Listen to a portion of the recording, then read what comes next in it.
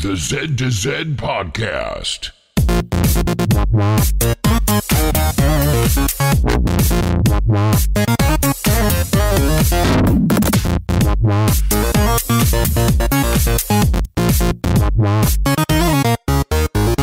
Good morning, good evening, or good day, and welcome to the Z to Z Podcast, the home for Xbox achievement hunters and gamerscore junkies. I'm your host, Brandon Freeman. Thank you so much for listening. At Z to Z, we love gaming and in particular, grabbing achievements and gaining gamerscore. We do news, reviews, and interviews. If it's about achievements, we'll unlock it. You can find show notes for this show as well as previous shows on our website, z2z.com. This is episode 110. You can also contact us with questions or comments on Twitter at Z2Z, Z-E-D-T-O-Z-E-D, over at our forums, forum.z2z.com, or email us directly, contact@z2z.com. So let's get this show started. It's a Prue Man show. How are you doing, Prue? That was good. That was a good Prue pun that you had there. I think we've used that pun before. Yes, but it's good every time. So It is solid. we should point it out when it happens. I'm doing really good. It's starting to warm up a little bit. I mean, not like warm up seasonally, but it's not the crazy cold that we were having for a little while there. Oh, yeah. And so I'm doing good. I have no complaints. No, it's like, I mean, we got a really nice melt today. Like, so all this crap is getting rid of. Actually, I'm a solo dad right now. The wife went on a little vacation with her high school friends and stuff, and so she's been gone for I think she's gonna be gone for 5 days. And so I'm doing the single dad thing. That's why we get to record a little early tonight. And so it's been bitterly cold here in Minnesota. And so she's like, oh, it'll be great. I'll go down to Florida. And then she's been watching it, and it's like, oh, the weather's just terrible. And so effectively, she just took the cold weather from Minnesota, brought it down to Florida. And so she's still wearing her coat down on the beach. And up here, it's, it's 40 degrees, but in Minnesota, 40 degrees is shorts weather. I mean, this is man, I'm pumped. Especially in mid-January, right? Oh my God, yeah. Yeah, for sure. It feels wonderful. I am taking down Christmas lights tomorrow. It's, most of the time that stuff doesn't come down till end of February because no one wants to go outside and, and usually your roof is too icy to get all the lights off of it. But now with everything melted, man, I can go scaling my roof with no other adult in sight. It's going to be great. So wish me luck on that one. Yes, good luck. Be careful. Yeah. So it's been fun. We don't have a lot going on, really. I think the biggest thing that we want to talk about is the community discussion regarding Toys to Life last week. But before we get there, let's do some little housekeeping stuff here, like the game mashup question. Because everybody loves, from what I'm hearing, people are enjoying themselves with these. So, and if you didn't know, I do put these into the Discord chat. Eventually, I had to be reminded today to put the other one in. Week 9's in there. But, so if you don't want to listen to it right away, because I know this segment moves around a bit. Like, if I'm not on the show, it's in the contests. If I'm on the show, it's usually in the front end, but it jumps all over. So, without further ado, let's do the mashup. Again, this is taking 2 Xbox games, where you can earn achievements, and you mash them together with the common word in the middle. So, as an example, let me give you week 9. This is the clue. This mashup takes place in the ruins of D.C., featuring 2 sides in a struggle, the local militia forces against the unstoppable government entity. And if things get hairy, feel free to call in Liberty Prime to orbitally drop in for reinforcements. So the answer to that one... Wait. Oh, you got it? Can I guess? Yeah, go ahead. Because, I know I do actually have access to the right answer. No, but I have not looked, and I knew when you asked this question last week as well. So I'm going to say it's Fallout 3 and Titanfall. Yeah, so put it together. Make the mashup. Oh, so it's going to be Titan Fallout 3. Bingo! There it is, Titan Fallout 3. Yes! Of course, Liberty Prime is the big mech-looking thing from Fallout 3. So I figure you orbitally drop it in, you're good to go. So yeah, that one was pretty easy. I had a lot of correct answers on that one. So that was fun. But we've got week 10. Ready? And I even made myself notes here. because you got to read this one like it's a movie script, right? Because this is like if you're going to read exactly. If you're going to read the back of a box, this is what the back of the box is going to say. Ready? Week 10. Here we go. As our country descends into turmoil, this once great World War II hero gives up protecting its ideals and instead turns to work for the highest bidder, only to be betrayed and return to combating evil. This time for revenge. The transition from meek and passionate to strong and loyal to ruthless mercenary to finally revenge-driven warrior is a roller coaster of emotion and culminates with intense shield-slinging decapitations and dismemberments. So I know one of them. I know half of it, I think, but I have no idea what the other side is. So this one, when I was writing it up and just like, so I have a list of all the games, and I hit random.org, and I have one pop up to me, and then I type in and see if it shares any other words with any other games. And so I found this mashup, and I immediately just pictured this game in my head and thought, I would totally play this game. This game would be awesome. So there you guys have it. That is Game Mashup Week 10. Okay, so the big this debate that's happening in our forums. We talked about it last week. What is a toy to life? Prue, I want to say that the community has spoken. They've spoken in a sense that there has been a lot of discussion about it, and it all really... Nobody really wants to necessarily put their flag in the ground, per se. I mean, there's people who are taking sides, but I think the crux of the problem here is that my definition of Toys to Life is too strict for some people. Yeah, which was my argument last week. Yeah. And so, and I tend to be somebody who is very calculated in the words that I use, right? Like, I don't want to just use like a generic term to kind of encompass everything, because there are very specific, like a controller can mean a lot of different things, right? So if you're playing with an Xbox, you got an Xbox controller. The Wiimote is a controller. The remote for your TV is a controller. The console that you do at an airport, that's a controller, right? So that word, unless you add context to it or make it very specific, like air traffic controller, then you're lost into the annals of words, and you can come up with everything. So I end up making pretty narrow, pretty specific terminology, and so again, I feel justified in what I'm calling Toys to Life, where an amiibo to me is a hybrid toy slash memory card, right? It's a really fancy memory card. Whereas, Rocker, I think he posted, he's like, look, I found a PlayStation 2 Toys to Life back in the day, when he just showed a PS2 memory card.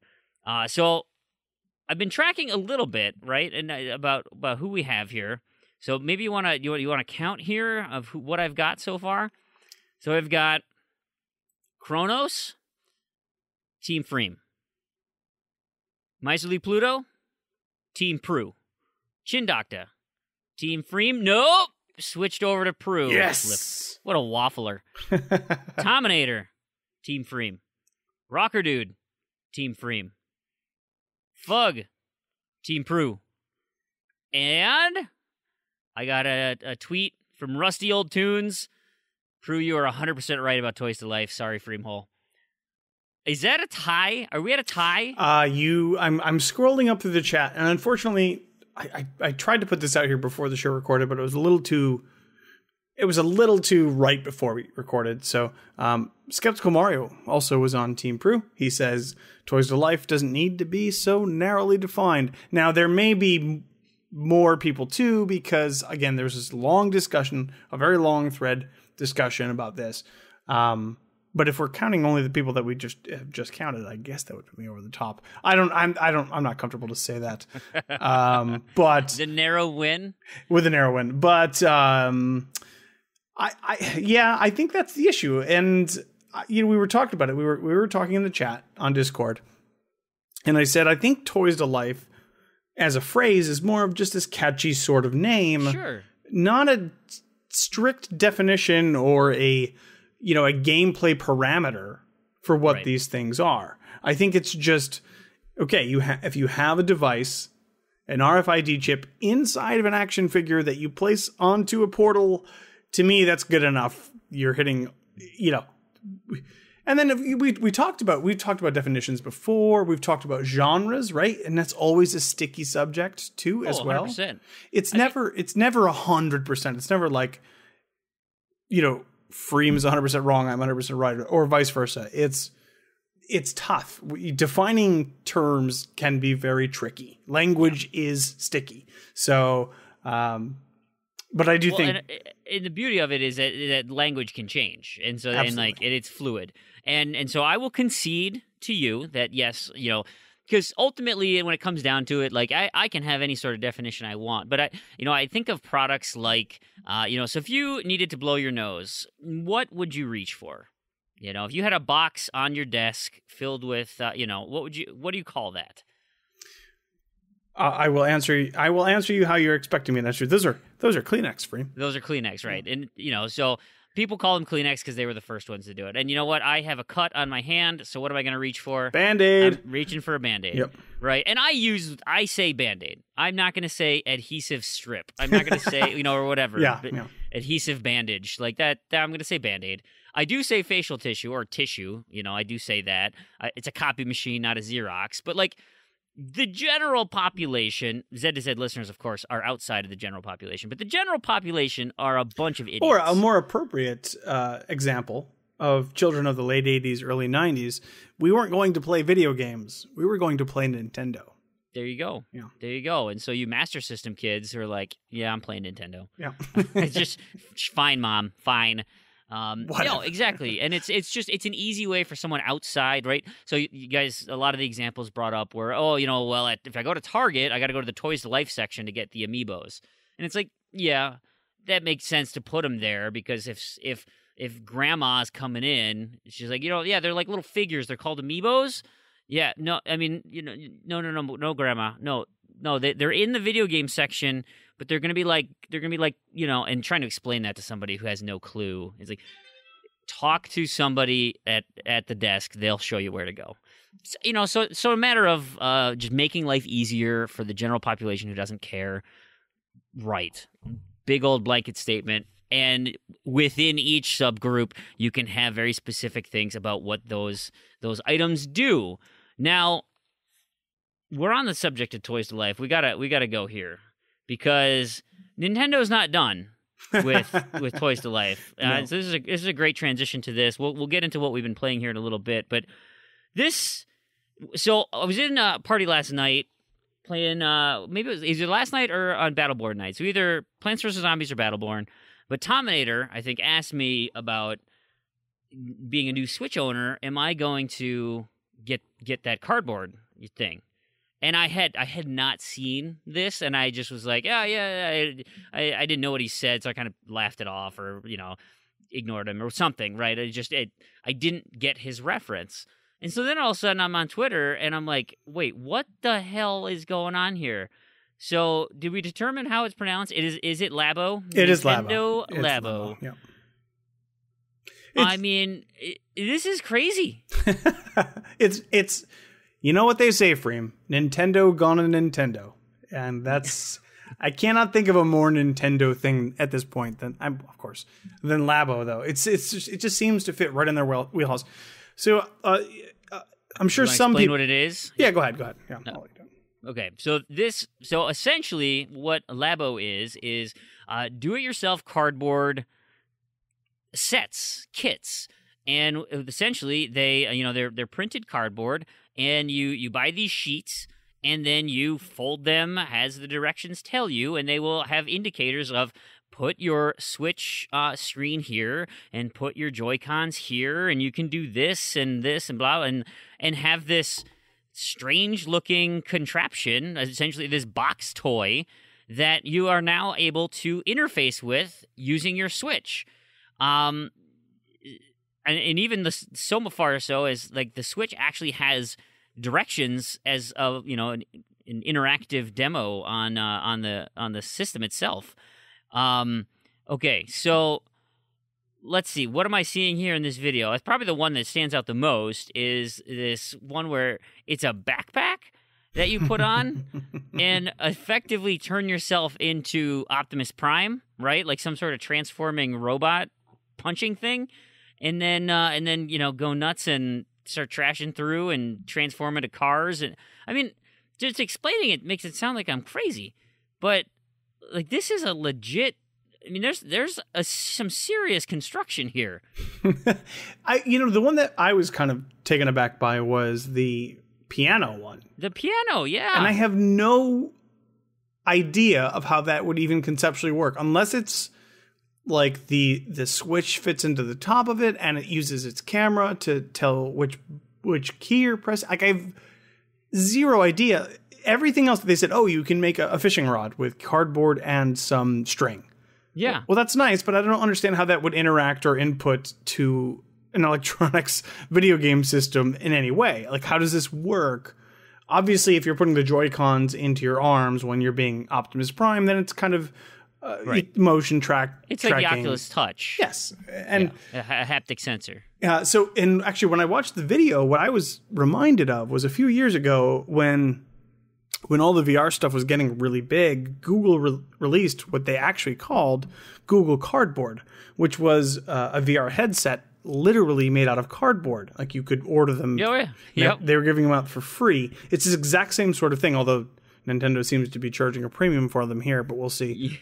Yes, they do. And it's the same sort of thing. It's like, okay, we have 3D printers now. You don't need to buy plastic peripherals. You can just get this stuff super cheap. And if it's immersive, you don't need it to be this super designed, crazily manufactured good.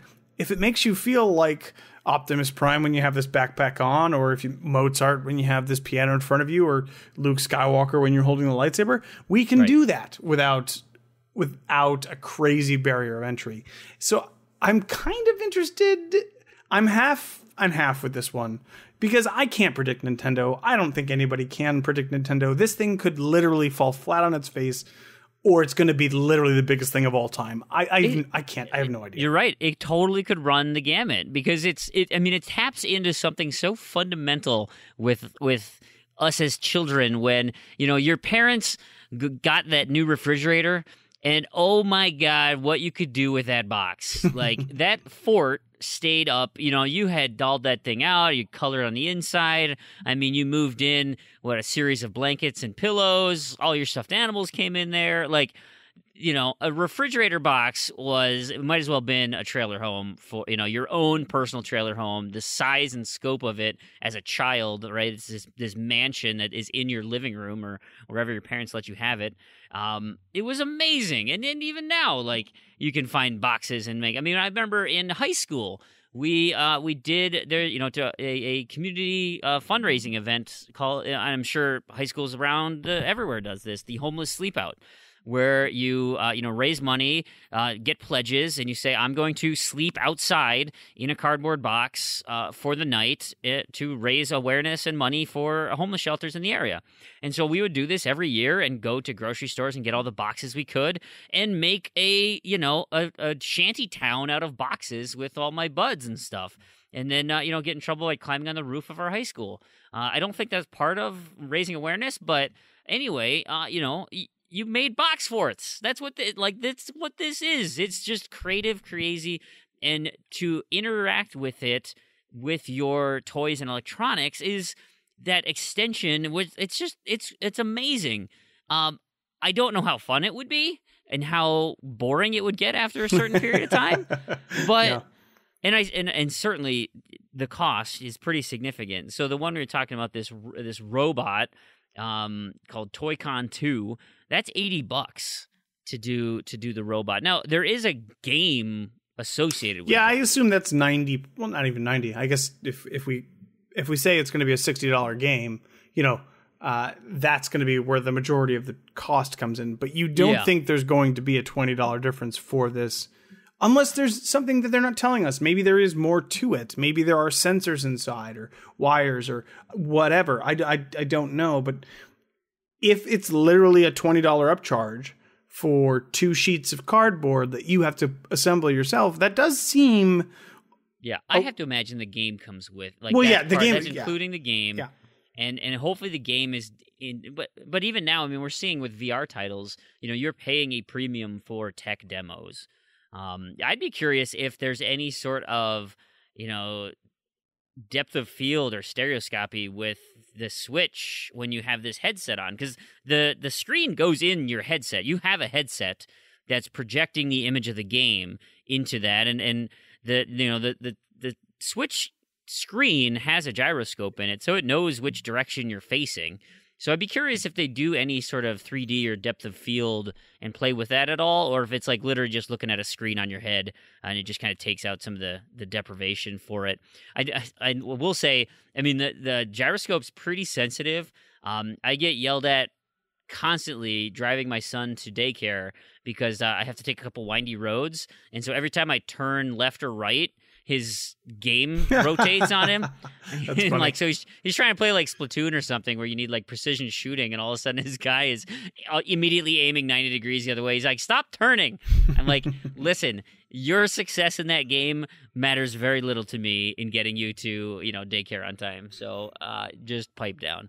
But, so that's the first one. The other one, which actually is probably a better value, although it is effectively a collection of mini games, is the Variety Kit, Toy-Con 1. Now, that's only $70, but you get an RC car, the fishing rod, Toy-Con house. I don't know what the house is. I don't remember seeing that one. A motorbike and the piano. So that's 6 things you get to build for $70. This also is supposed to come out on April 20th. So not far away. Not too far. And it's interesting. I can't. I've given up. I've officially retired as a Nintendo forecaster. I have no idea. I thought the Switch was going to be a bomb, and it's been tremendously successful. This could been the bomb. Yeah, it has been the bomb. Oh, yeah. I don't know. This, to me, no interest in it. But this is definitely. It seems to be targeted towards kids. Oh yeah. And, this might actually be kind of cool. Like, if they keep supporting it and they can keep the costs a little more reasonable, I think, a $10 extra charge, on top of a $60 game, maybe. Yeah. Or it depends on I guess it depends on the breadth of the experience, on the software itself. If you're giving this sort of Labo experience to Mario, then you're going to pay the $60, and then anything on top is fine. Oh yeah. But if it's going to be like Wii Sports Labo, then it's a different story. The real question I think we need to answer right now, Freem, without any sort of preparation, is Labo Toys to Life? I mean, again, I don't even know. I haven't thought about that. Weird spot. Well, but I would say this is. Yeah. Yes, I would say the variety pack is Toys to Life. No. It is a gaming accessory. Okay. This has to be an accessory. That's fair. Because I have no idea what I would even consider it. It's new. I would put it in a new category. Well, like you said, you can't predict these guys. This is the most insane thing I've ever seen. Like I was, when I saw 1-2 Switch, I thought, yeah, that makes sense, right? Because you did the same thing with the Wii. You got a collection of mini games showing off the tech. Hey, look what we can do. We're milking a cow. Hey, that's fun, right? Like, it's a game that you don't even need to see a screen because this, there's voice prompts and the Joy-Cons can do it all for you. And it's like, okay, that makes sense. We've seen things like that. It makes sense. You've got, gyroscopic controller, whatever, rumble in there. I could never have predicted that a line of create your own video game box accessories would be a thing. And of course the internet is having a field day with it. I am seeing like there's that meme of the guy dressed up like, essentially he's a Solid Snake, and he's made camouflage, so he looks like a box, and then he can like unfold himself and just start shooting at people with a paintball gun. He's like that's Toy-Con 2 The best or 3. The best meme that I've seen so far is it shows Miyamoto. He's very upset, and because it shows some loot crates from some game. I don't Overwatch. Overwatch, and then he smiles in the next picture, and it shows the Labo. Like he's so excited that he can actually give people a real product. And we're not doing digital loot crates. No, we're just selling you cardboard we'll boxes. give you an actual box. Yeah, we're giving actual crates. It's funny. Oh man. So anyway, Labo guys, there it is. This will not be the end of Nintendo's amazement. And there was a lot of talk about when this was coming about developers and saying like the things they're going to do will blow your mind. I wonder if this is what they were referring to.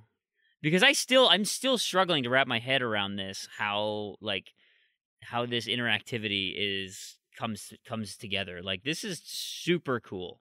And so that that's kind of what I'm thinking is like they saw some of this stuff and they're like, wow, no one has ever done crap like that with a video game. Like that is insane. I tell you what, if I can spend, God, I don't know what the premium would be. If it was $150 and I could build my own cardboard Rocket League car and scoot that thing around, I might consider it. I think that might be interesting. So I guess my point is that I think there are opportunities here. And maybe they're niche, maybe they're not super mainstream, but there could be some interesting gameplay opportunities that you can't do otherwise. It's Nintendo. They are a mystery. You can't figure them out. They're just bizarre. All right, hey, you know what? Let's go back. Let's do some. Let's talk about some gaming. Let's talk about some Xbox gaming. Specifically, what the heck we were doing this last week. My list isn't very long, so Prue, why don't we start with you? What have you been up to? Oh, I've been just playing some games. Well, okay, so we're now in the second week of GTask. So nothing really significant there. So I talked about this last week. I had the free trial for Xbox Game Pass. The Game Pass, yeah.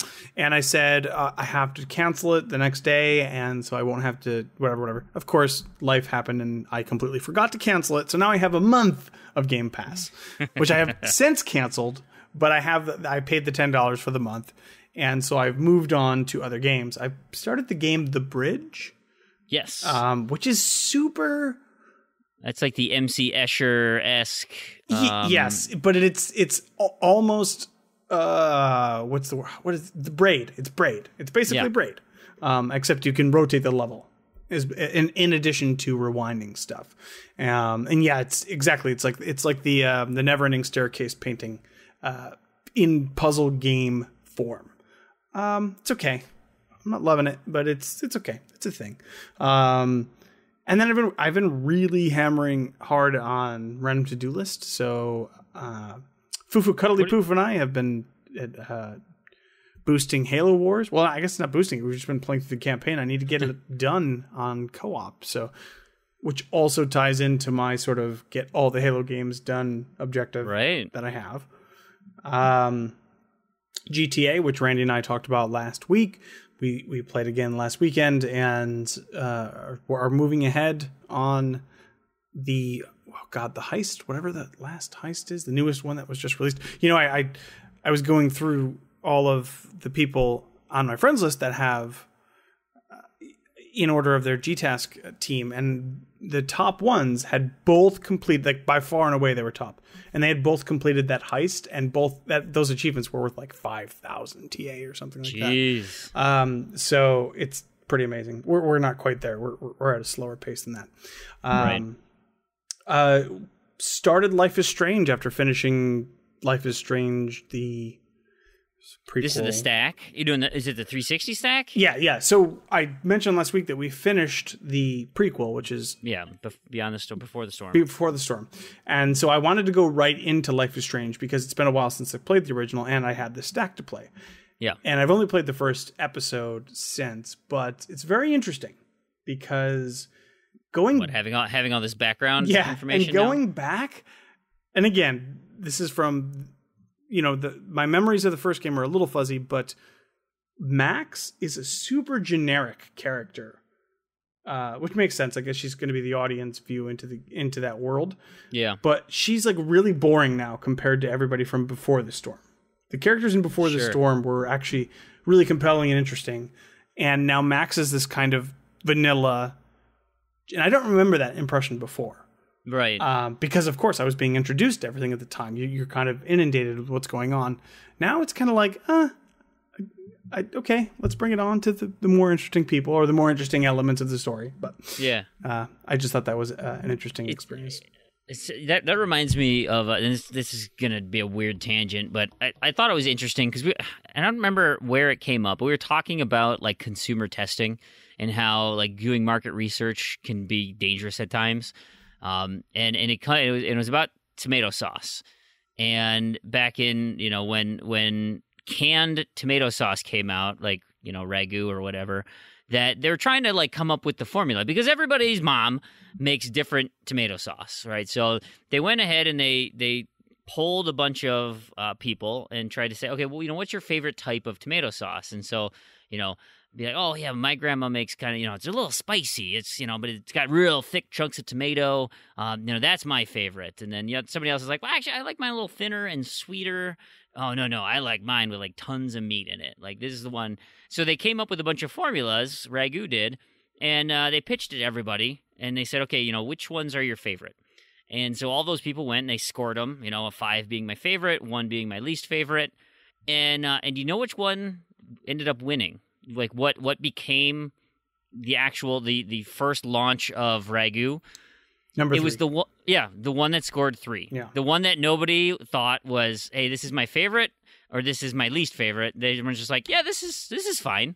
So effectively, what you got was just kind of, it's spaghetti sauce. It was a bell curve, right? Essentially, right. Yeah. So you just try to appeal to the most people, and now we're at a point where like that's not good enough. Like people are there. They want very specific things, and we have the ability to cater to those people. And so you'll get weird niche product. Hell, our podcast is a weird niche product. We cater to Xbox achievement hunting people. Like that is a very who listen to podcasts, by the way. Like that's that's a very specific group that we are targeting. As you can see, our show exists. There's an audience for that.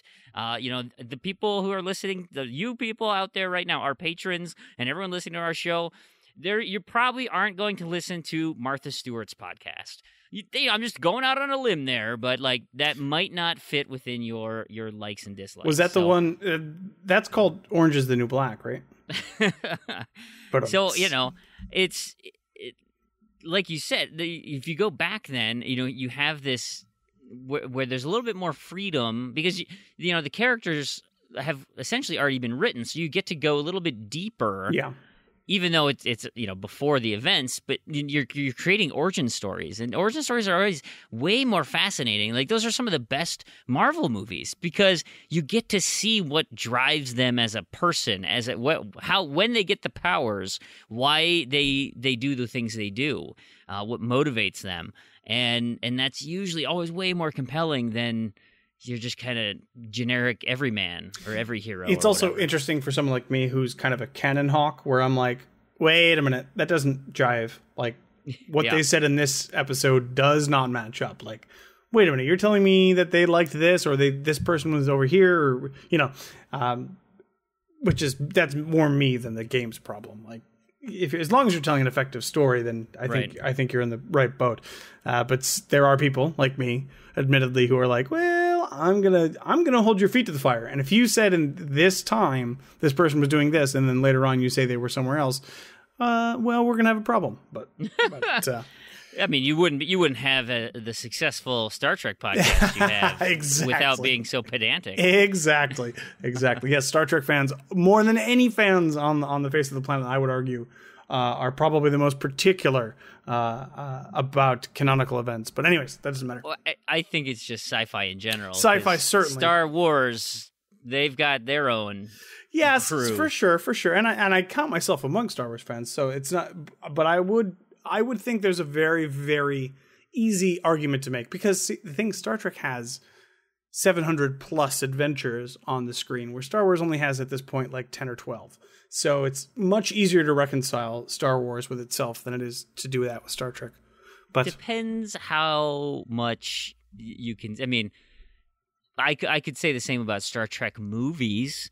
There's about the same amount of movies as there are Star Wars movies. Yes, they all exist in the same universe, though. So that's the problem. Yeah. Like Star Trek exists in one two, I suppose, unified universes. So it's tougher to say like, oh, this episode from 1966 works exactly with this episode from last week, 2018. So it's tough. I do not envy those writers. Anyways, that's not either. I guess it is relevant, because I don't envy the Life is Strange writers. Although, as far as I can tell so far, coming back to Life is Strange, the original game, they actually did a pretty good job. They kind of tied things up nicely. And like I mentioned last week, I'm very kind of happy to go back through the original game after playing the prequel. And I think it's not easy to do that. It's not easy to adjust what you know of the characters that you've already really enjoyed and do it successfully without making you upset at what they did to change them. But yeah. Anyways, so other than that, let me ask. There was a question from our community that it's kind of tails on to what you were just talking about there.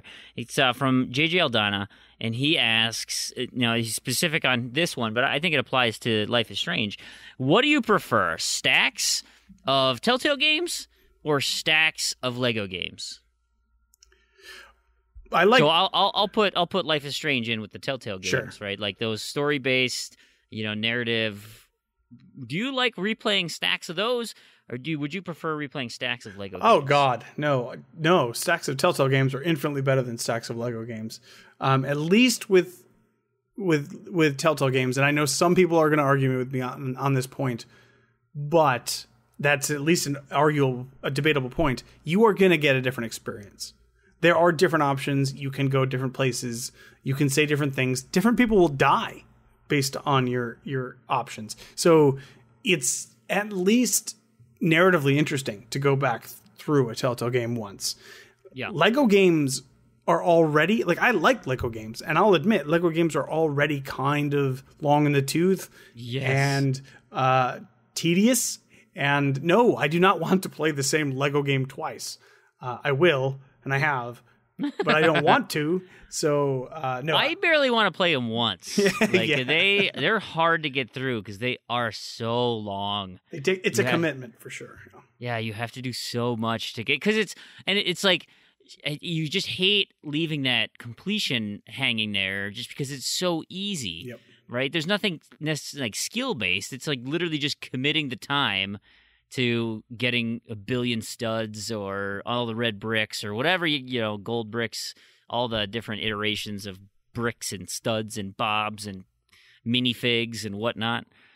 That's just rough. Yeah, going through the Telltale stuff, you're going to get your points in a reasonable amount of time, and whether you're interested in the property or the story or not, you might actually enjoy it. Going through. Now, what about as a whole?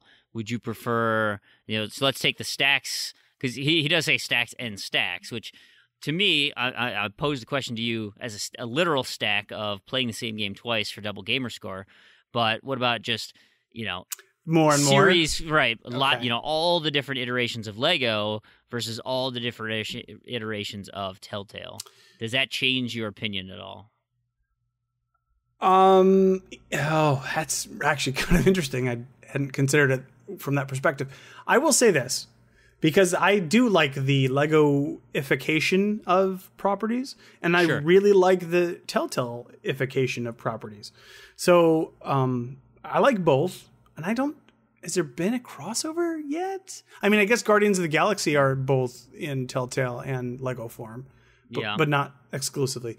I will say this. I like them both for different reasons, and whichever game design studio wants to take this on first.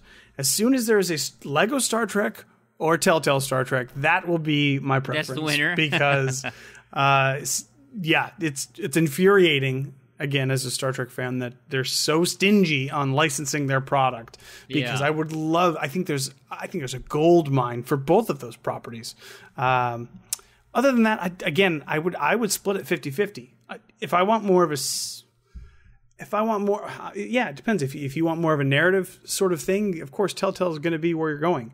But if you want just more of a fun co-op kind of, brain-free adventure, then Legos, you're going to have way more fun. And it really depends on what you're looking for. So it's tough. To me, so I would default to the Telltale style adventures. Like I prefer story-based. They're a little more, tightly told. I like that a little bit better, but I will add if I wanted to play with somebody, right? Mm-hmm. Like Lego games are great for that, especially with younger kids. Like, that's a wonderful game to play with my son or daughter and have a really great experience because not only am I, earning points and playing video games, but I'm sharing that with my family. And so like you said, it's tough because you could kind of go both ways on that one. What else have you been up to? Anything? Any other gaming that you wanted to touch on before I interrupted you with no Life is Strange talk? No, I think that's pretty much it. I finished out Golden Axe. Thank God, I'm never gonna have to play that game again.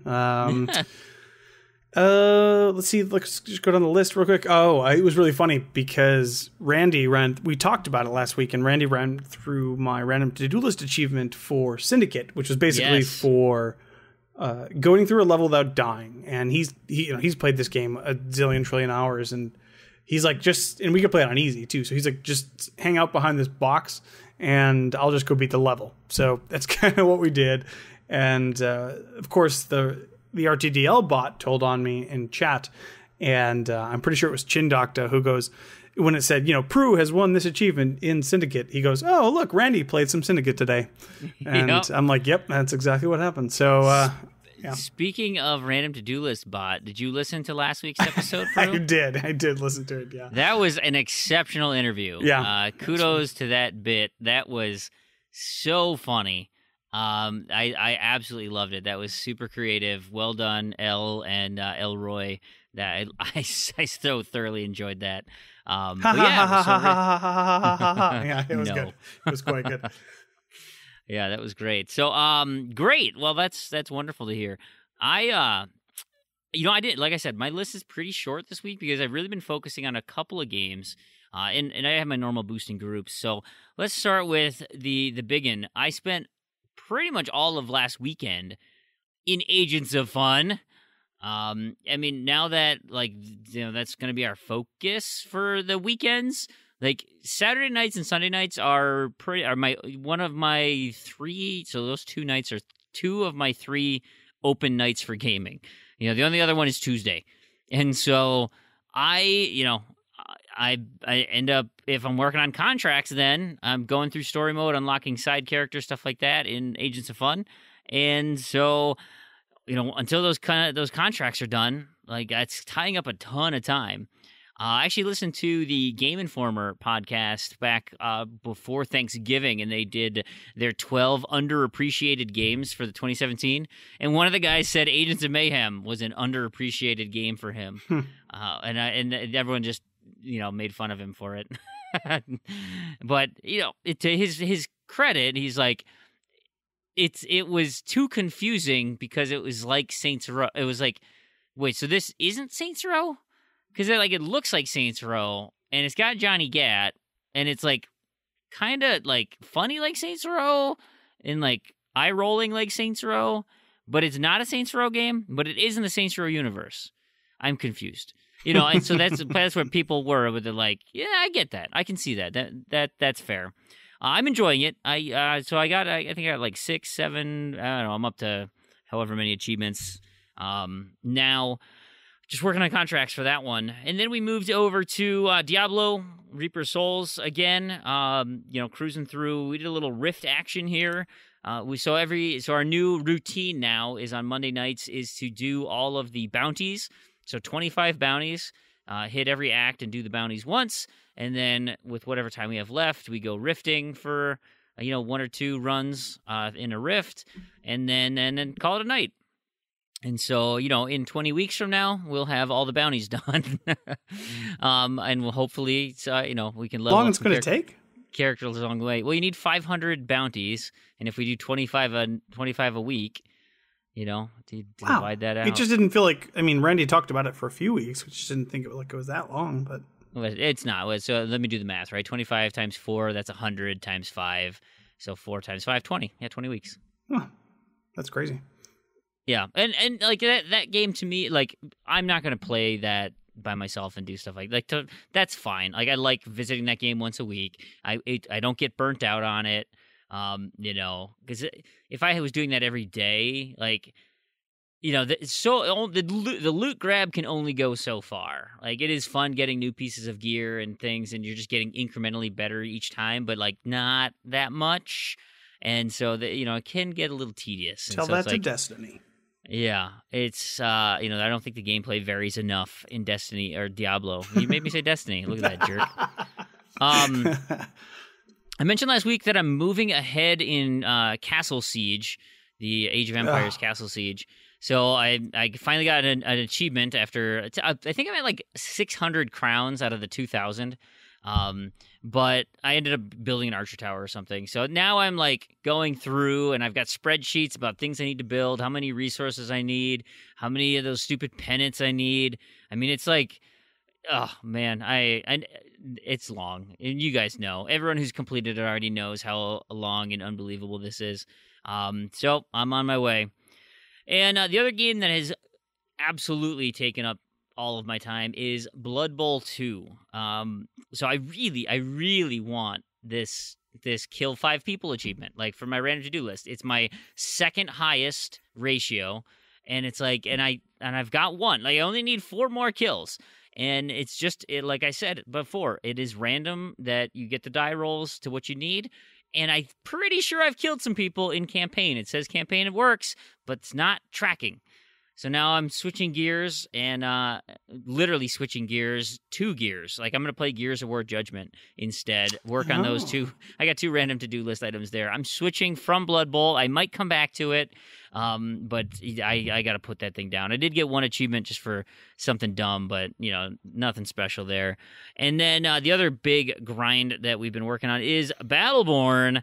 I ended up getting 2 characters done this week. I polished things off by myself. When you get to the end of some of them, so for instance, Orendi here, you have to use one of her abilities 50 times in a match.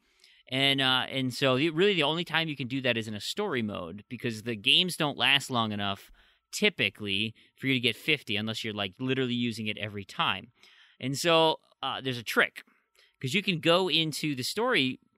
A completed mission means you either die or complete it. And so if you play on hardcore mode, if you die, you have to be resurrected. If you die and you're by yourself, the game automatically ends. So I literally spent 30 minutes just using her Shadow Pillar ability 50 times, and then when it said you did it, I jumped off the cliff and then just did it again. So I ended up watching the documentary "The Problem with Apu." I heard about this. Yeah, it was good. It was interesting. It's really, I had never really considered the plights of Indian actors and just how underrepresented they are. But Hari really paints a nice picture about what growing up with this awful character voiced by Hank Azaria, like a white guy voicing your character. And then he shows all these historical things, like he asked the dude on the street, like, oh, who's your favorite Indian actor or comedian? And the guy's like, well, so like Apu is a white guy. It's like, I think the guy from Johnny Five, that guy. And then he like thought about it for a second, and he's like, oh, wait a minute, that guy's white too.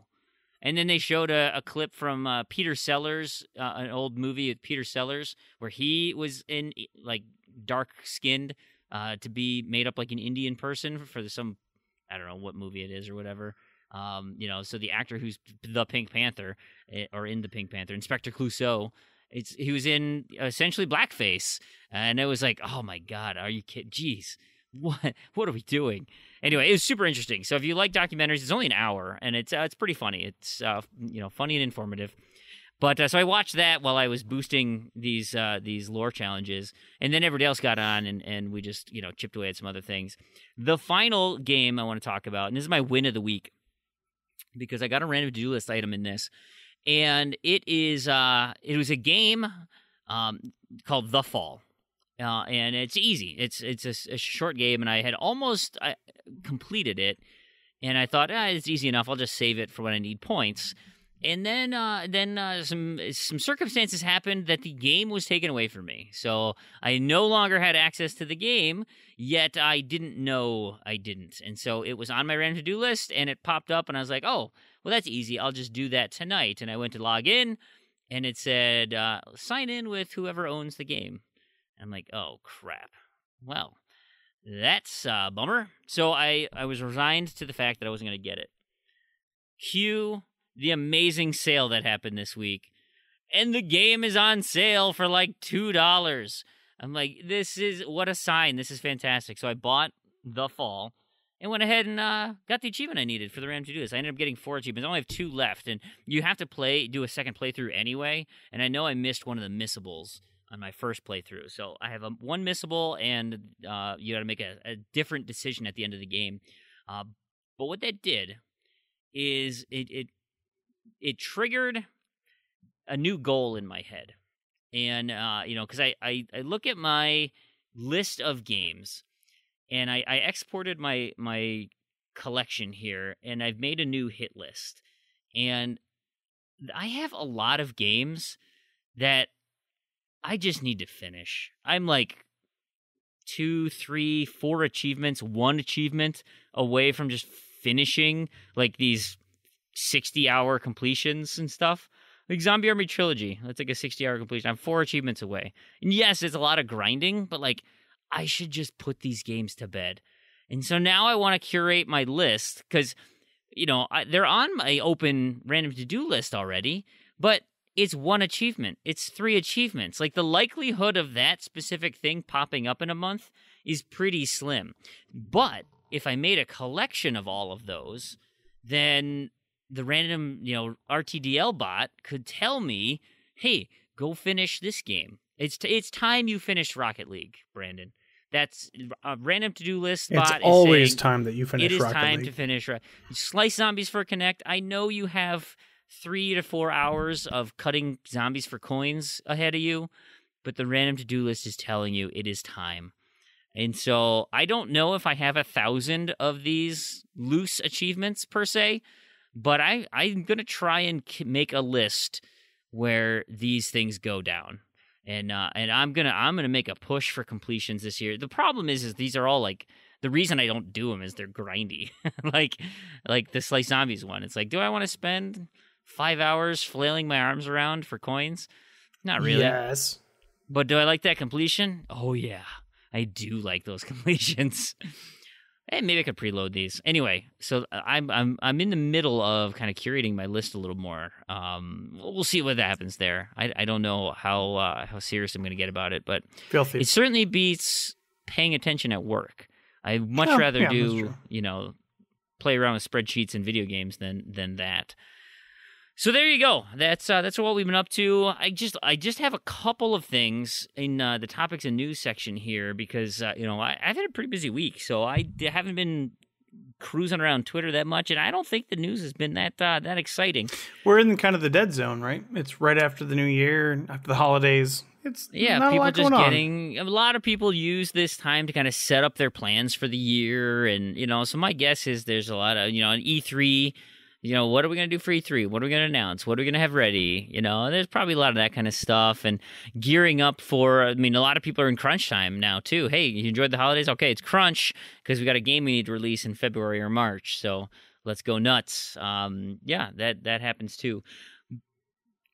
So other things that happen, some of the news you get is not great news, but, I would chalk this up to who knows at this point? And the game is We Happy Few.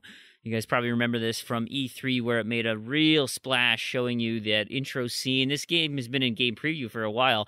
The game preview version is procedurally generated, and so there's not really a narrative there, and that's on purpose. They don't want to give away the story, really. They just want you to kind of wander around this procedure-generated world, finding things to avoid being detected because you're no longer taking your joy. Oh, that's a Bioshock-looking one, right? Yeah, mm-hmm. With the weird white-faced, automatons, these people who are all hepped up on goofballs called Joy, and they can tell when you're not, and that makes them angry. That makes them angry when you're not on your Joy, which you'd think something called Joy wouldn't be the issue. But here's what ended up happening. They like I said, the game preview version's out there. People have been playing it. Well, they're planning to release in April of this year, April 2018, and they said, you know what? Look, this is from Compulsion Games. They made a YouTube video saying, we're introducing a new character. When we first did it, we had this dude named Arthur, and he did the intro, and you played through as him and stuff, and it just, it just wasn't what we wanted. It wasn't quite how we pictured this. So we said, you know what? Let's just fix that up. Let's make some changes. We'll introduce a new character and change the through line, the narrative a little bit. And what a little bit means is now instead of coming out in April, it's not going to be ready till the summer. The summer then would encapsulate June, July, and August would be, or technically even into September. Yeah, who knows? My guess is it's going to be in the August timeframe, maybe late July, to capitalize on when Xbox does their, summer spotlight, their indie summer spotlight. That We Happy Few could tie into that. Like they probably went to Microsoft and said, "Hey, we need to delay the game." And then they likely said, "Oh, you know what? We probably have some openings here in the end of July. Can you make that timeline?" I said, "Well, we'll do our best." That's just my gut feeling on how that kind of went, because you got to get it out before September rolls around. I don't think you want to play with those big boys in September, October, November. So if you can get out earlier than that, you're probably in much better shape. So that's why I would say August. Summer makes sense. Summer makes sense for this. Are you disappointed, Peru? You kind of forgot about the name of the game. So it likely wasn't necessarily on your radar. Does this do anything for you? Yeah, it's fine. It's fine. I imagine it'll come out, and my expectations would be like, oh, hey, it's really good, and you should play it, and I probably will at some point, but it's kind of like Cuphead, where something that Microsoft has been kind of trotting out forever, where I'm not necessarily the target of that game. It will be something I'm sure I'll play eventually, but it's not something that I don't even know when anything is coming out in 2018, so I hadn't been keeping track too closely of when this game was being released. Yeah, nor do you really have to. Like I said, our crew doesn't really play games that early. That's just not really our style. Yeah. So, and with kind of what I've heard from it already, people just saying, it's not BioShock. It's not what you expect. Like, don't go into it thinking that it is. That's got me, certainly skeptical enough to say, I'm gonna wait for some people who I trust tell me what they think of the game, or watch some, Mixer streams or something. Let me get informed first before I make a commitment to buying this. I'm certainly intrigued by it, and I thought the visuals that the story they presented at E3 before was very interesting. But again, we'll see how that persists. The only other news item I wanted to touch on here, and this, I don't really want to spend that much time on it because it's business stuff, but it is Activision. So, it's big. There's a lot of money there, and it's the CEO. Eric Hirshberg has announced that he is leaving Activision in March.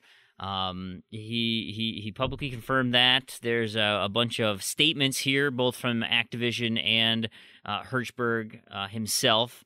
on just saying, I'm leaving. The Bobby Kotick, he's the CEO of Activision Blizzard. The whole thing, he's coming in. I don't know what this means for anything. Like if this was, he's kind of asked to leave, or if he said, "Yeah, I'm about done." I mean, he's a relatively young looking dude. Like, I don't know how old he is, but my guess is that could be a stressful job, being the leader of the Activision. You typically aren't well liked by everybody, to say the least. Gamers, maybe they can be a bit harsh.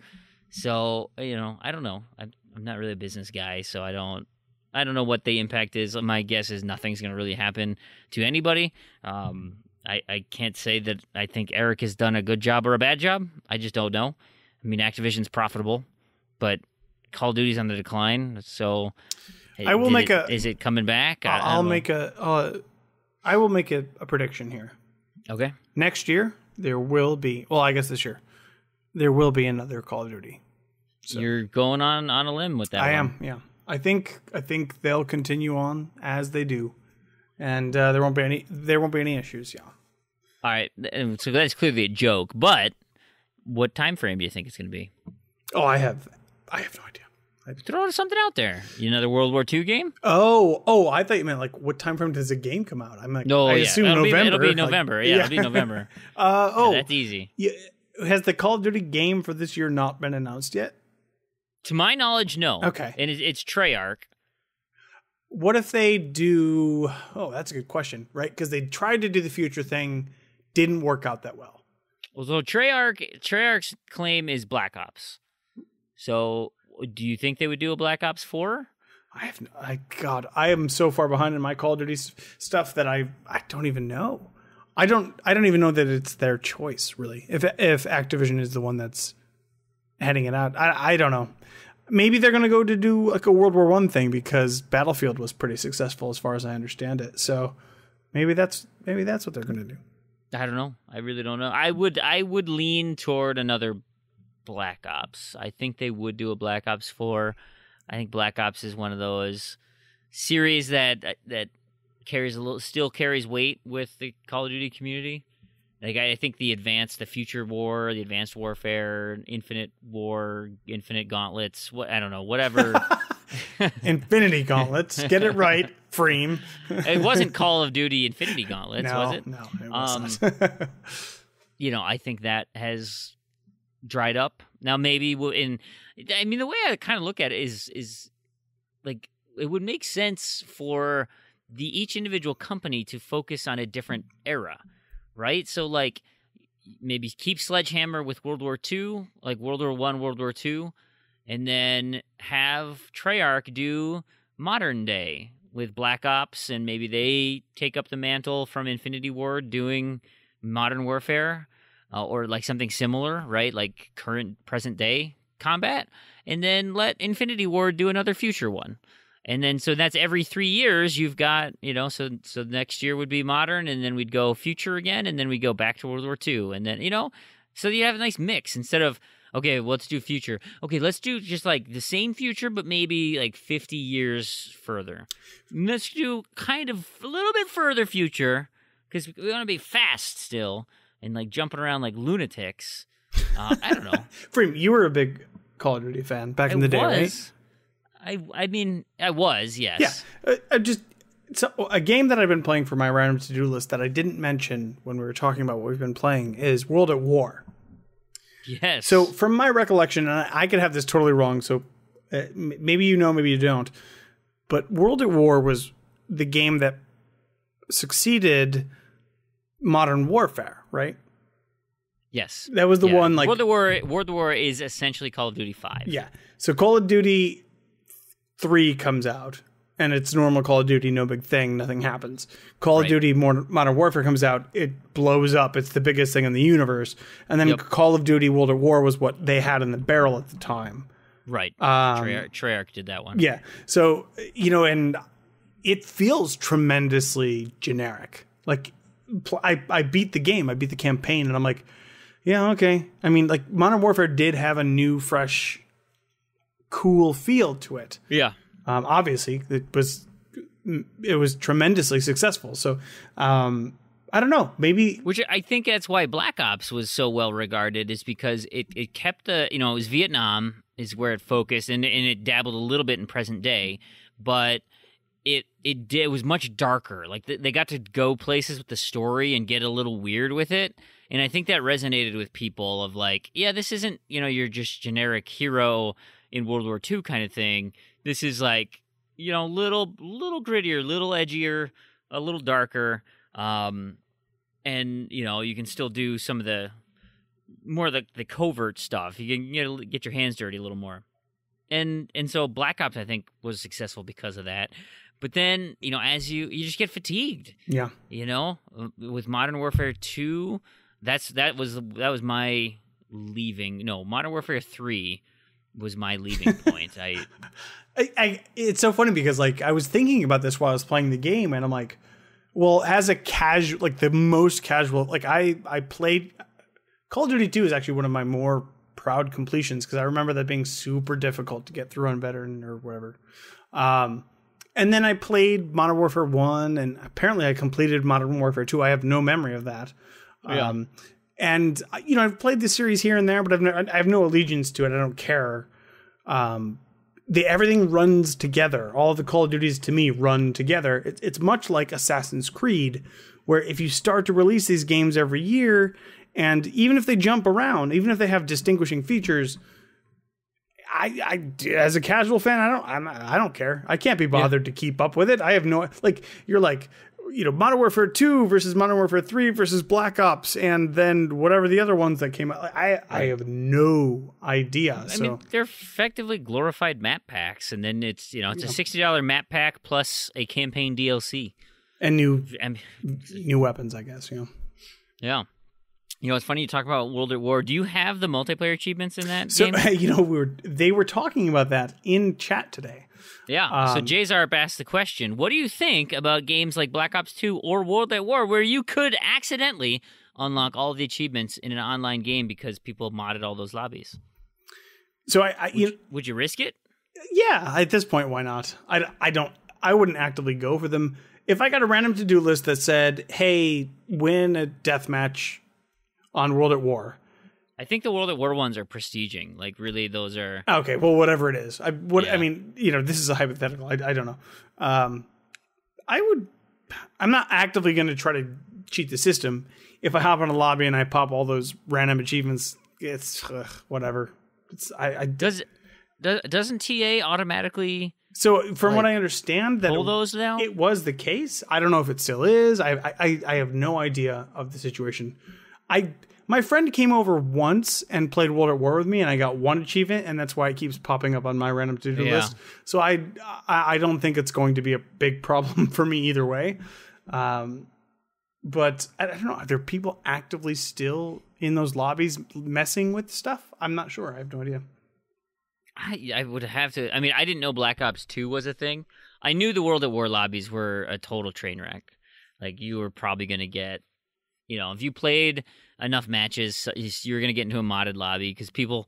I mean, I was watching a stream... PUBG right now is like that, where, like, you can get some real jackwagons out there just botting the hell out of it. And somebody that was watching a stream, an IGM stream, and they were doing duos, I think. And the guy was like, "Oh, okay," he's narrating what he's doing. Like, "Oh, I bet I got to heal up here. I'm gonna hide behind this door.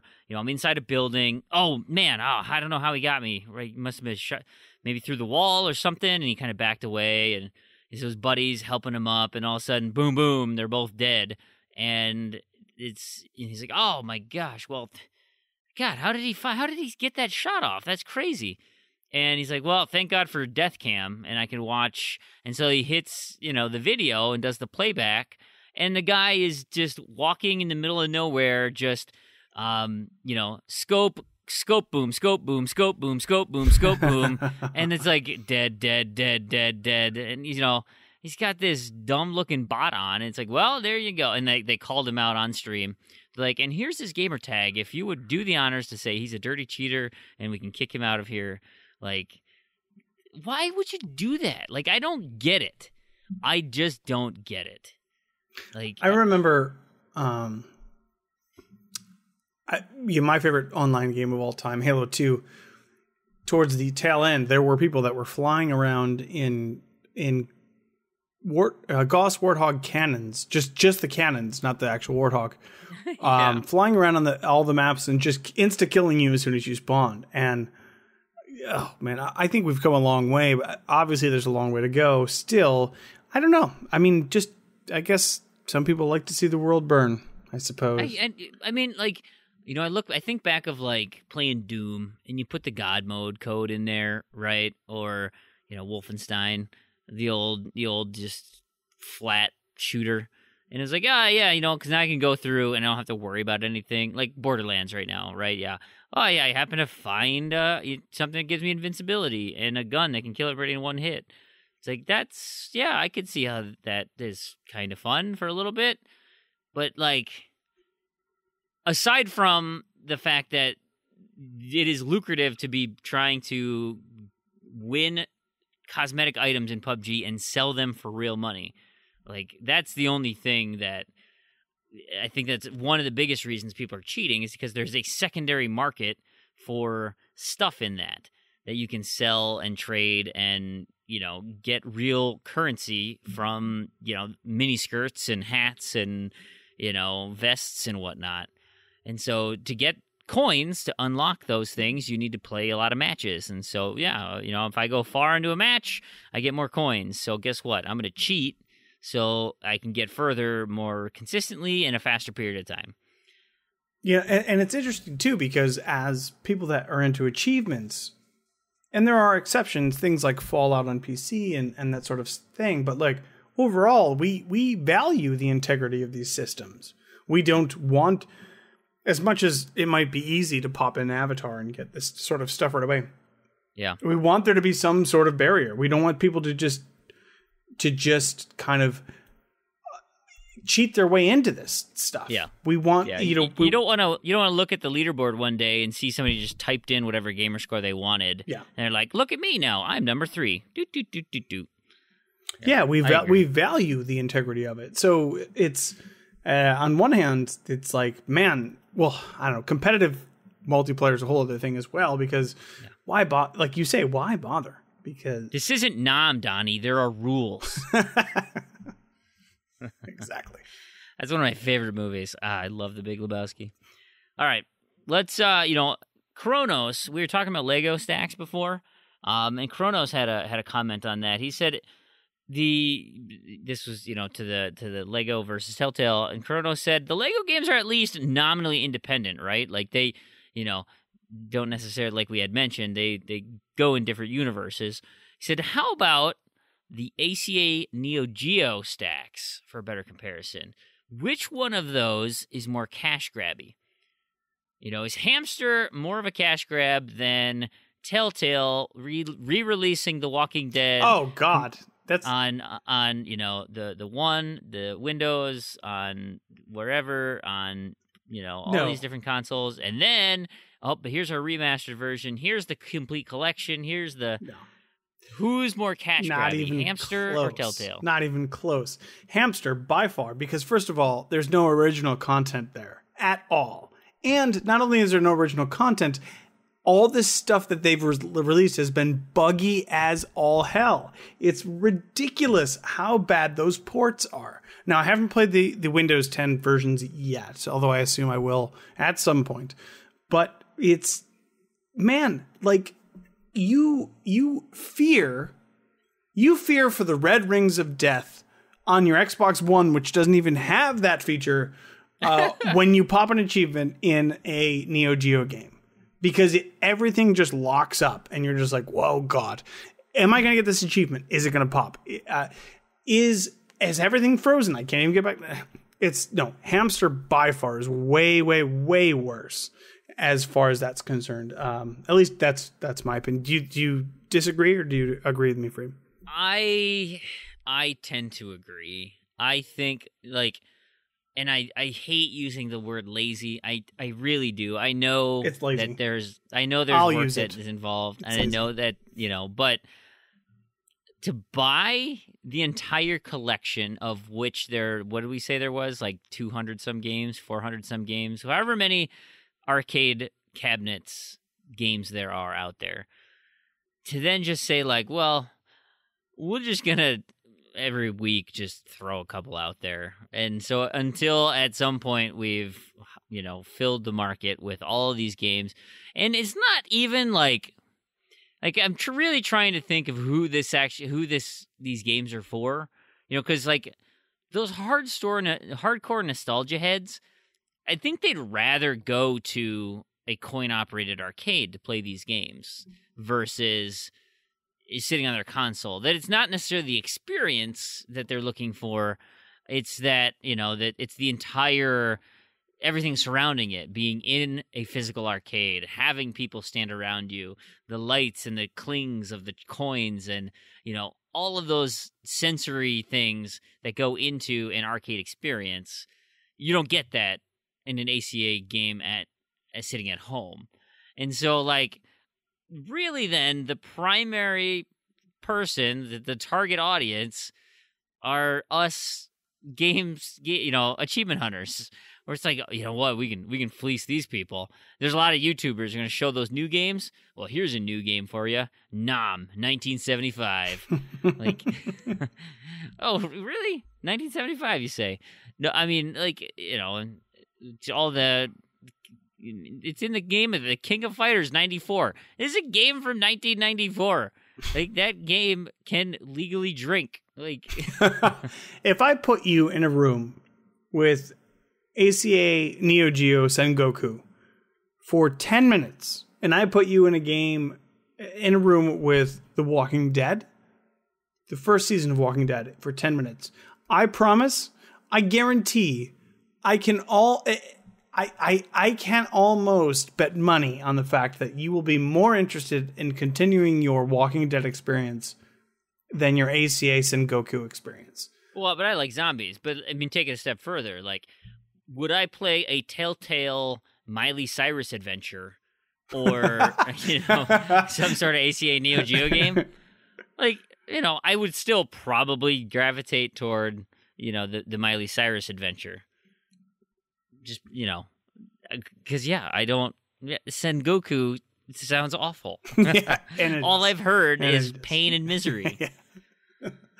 I've played one ACA Neo Geo game, and I need to finish it to get it out of here. But I have access to them all, and I don't want to. I regret it every time. Every single time I hit a glitch or some silly nonsense, and it's like, dude, this game is 25 years old. Why can't I get the achievements that I'm earned? And why is it freezing my Xbox? Because it's literally 45,000 times more powerful than whatever hardware this was designed for. It's so infuriating. And I come back and back because they're quote unquote easy games. And that's the plight of the gamer score hunter, because it's, man, how do you resist it? But then on the other hand, how many times do you get burned before you give it up? Yeah. It's not easy, man. So let's shift gears. Let's shift gears to Eliphet. 77 asks, he said, I don't think I've heard this mentioned before, but I think Nintendo unequivocally won 2017. So let's stop there. He does have a follow-up question here, but do we agree, at least on the premise of his question, that Nintendo won 2017? Yeah. I mean, I would not. I think I'd be hard pressed to put up an argument against him. I agree. Yeah. I think that's the same thing. Like, I don't think Microsoft had enough games come out to support the Xbox One X to make that a complete package, and I don't think Sony did really anything. Yeah. I mean, they had a really great beginning of 2017, but I don't think they hit it home with much. And so I would agree. The basis of this question, that Nintendo did in fact win 2017. So he follows up and says, any prediction on who's going to win 2018? I don't know. Again, I mean, Sony's got PlayStation 5 and that new handheld thing that they're announcing. What? What? That's my prediction. You guys said was stupid and that I'm an yes. idiot and I should burn in hell. I I'm don't pretty think sure anybody- that's I don't think I just listened to the podcast, so I'm pretty sure that's what I heard. Did Randy put some some flames in the background when we were Some creative editing. No, He did do some creative editing on my dog story. He did, which was actually really fantastic. It was That was pretty funny. It was funny. I don't know. I already kind of said earlier today how I'm done trying to predict Nintendo. I can't anymore. I don't know, because this cardboard thing could come off and be the best thing ever, and like everybody loves it. I really thought this Switch was going to be a failure, and today I want a Switch, man. Like, can somebody give me a Switch for my birthday? Maybe When's your birthday? March? next month. Actually, in fact, literally a month from when we're recording today. So Ooh, that's really. it is. Yeah. That's my wife's birthday. Really. Yeah, What year was she born? 78. Oh, she's way older. Oh, than me. she's way older than me. Yeah. Okay. Okay. That's why she's celebrating. She's down in Florida. She's celebrating her 40th birthday. She's like, yeah, I'm with all my girlfriends. We're all turning 40, so we're gonna drink ourselves to oblivion on the beach. Like, I don't turn 40 for another 3 years. So. Oh, okay. That's fair. That's fair. All right. So, anyways, I don't know. I mean, it's too early to predict. I mean, obviously, you'd like to say Microsoft will win it. They'll come out with this awesome Sea of Thieves game, and maybe Fable will come out this year. We don't know about it. And Crackdown, and yeah, you'd like to say that. I don't know. I have no idea. Based on what we do know, who would you give it to now? Okay, so we got Nintendo, right? Nintendo is gonna have what do they got coming out? Like, I don't know of any new big titles that they have lined up. They kind of blew their wad with Zelda and Mario. There have been a lot of announcements, but I'm skeptical of any of them coming out. There's new things this constantly year. coming out. Yeah. But I don't know of any of their new I don't know. We certainly don't have anything on Metroid or Prime Pokemon. 4, Yeah. or Pokemon. So I doubt they'll be this year. They could be. Metroid could be this year. I would if I was a betting person, I would say Metroid comes out in November, which would push me a little bit towards Nintendo. Yeah, I mean, is there going to be a Harvest Moon? Is there going to be? Harvest Moon would be good. I don't know. I don't know what else Nintendo has up their sleeve. Probably some sports Cardboard. games. They have cardboard up They their got the sleeve. cardboard. Yeah. Nintendo Labo. Yep. So anyway, okay. So there's that. Microsoft, right? Sea of Thieves, State of Decay, Crackdown. What am I missing? That's Microsoft exclusive. Potentially. Halo 6, I doubt it. No I way. We're not going to see Halo 6. Fable? Maybe. Possibly Fable. It's a Horizon year, so I mean Horizon should be up there. I'm not That'll sure. be What about PlayStation though? What's coming? PUBG should come out, like launch. Oh, on Xbox. like an actual title. Yeah, Okay. as an actual title. Mhm. PlayStation, we got God of War is coming out. Spider-Man. Days Gone, Spider-Man. I don't know. I mean, It feels like Last of Us 2, is that coming out this year? no. I don't think so. I don't know when they put a date on that. I don't listen to PlayStation podcasts, so I don't know. But It feels like I feel like that's an August September release. Is Last of Us 2? I don't know. Does it feel like, to me, it feels like an autumnal an autumnal year for this generation. Like, is this going to be, we're going to get this, then we're going to get the final sort of hurrah next year, and then 2020 is going to be PlayStation 5 and Xbox 2? I don't know. And I don't know. Are we moving past this generation at this point? It feels too early for me, but on the other hand, it's been 5 years now since the launch? I'm not sure. Like 2013. This will be the fifth year. Fifth year. Yeah. So so given what I know now of the games that are, again, we don't have locked down dates of when these things are coming, but for exclusives, I would probably lean PlayStation right now, of what I know. The big games that PlayStation has coming out that are exclusive to PlayStation, to me, are more exciting than the unique games for Nintendo or the unique games for Microsoft. Today.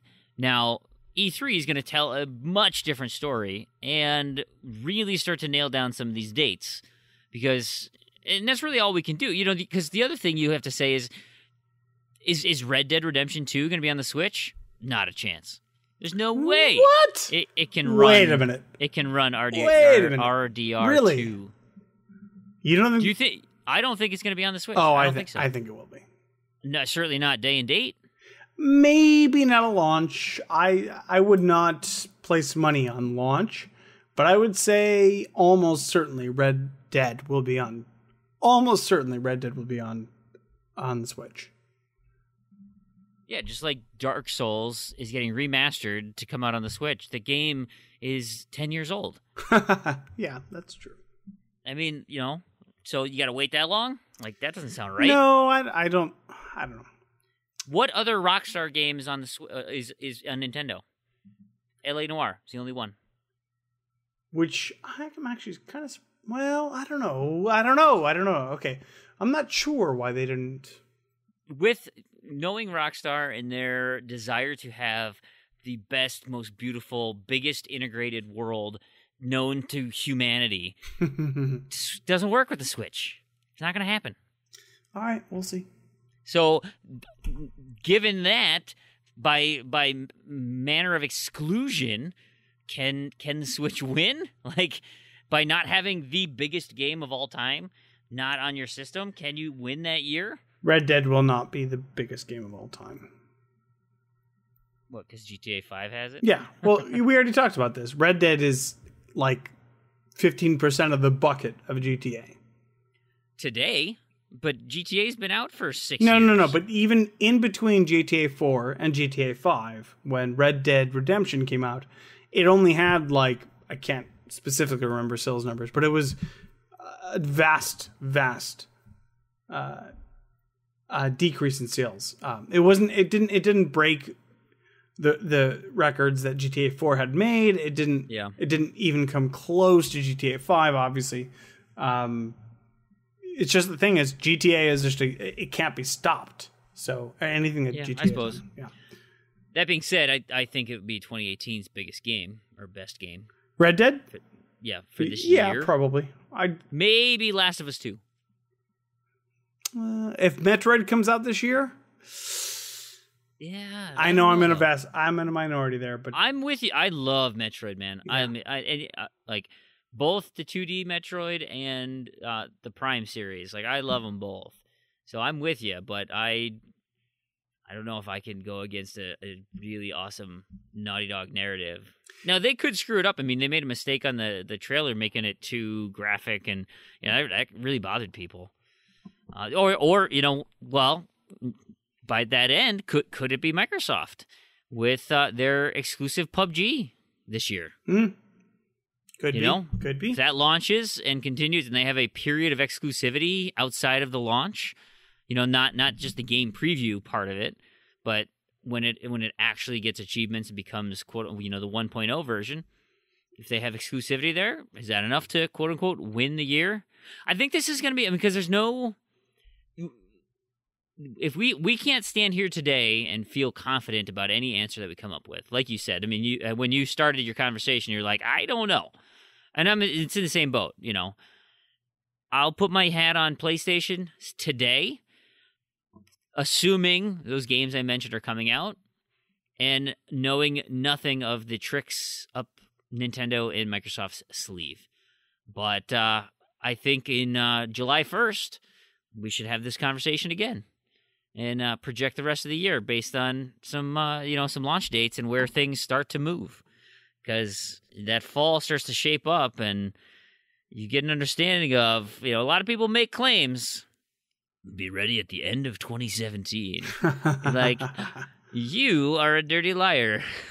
I don't believe you for 1 minute that you're going to be ready for this. But if you're not going to tell me a month and you're just saying end of 2017, I don't believe that for 1 second. So I guess by that point it'd be the end of 2018 because that's the current year we're in. Anyway, thank you for the question, Elifet. That was a good one. Finally, last question. Saucy Slingo.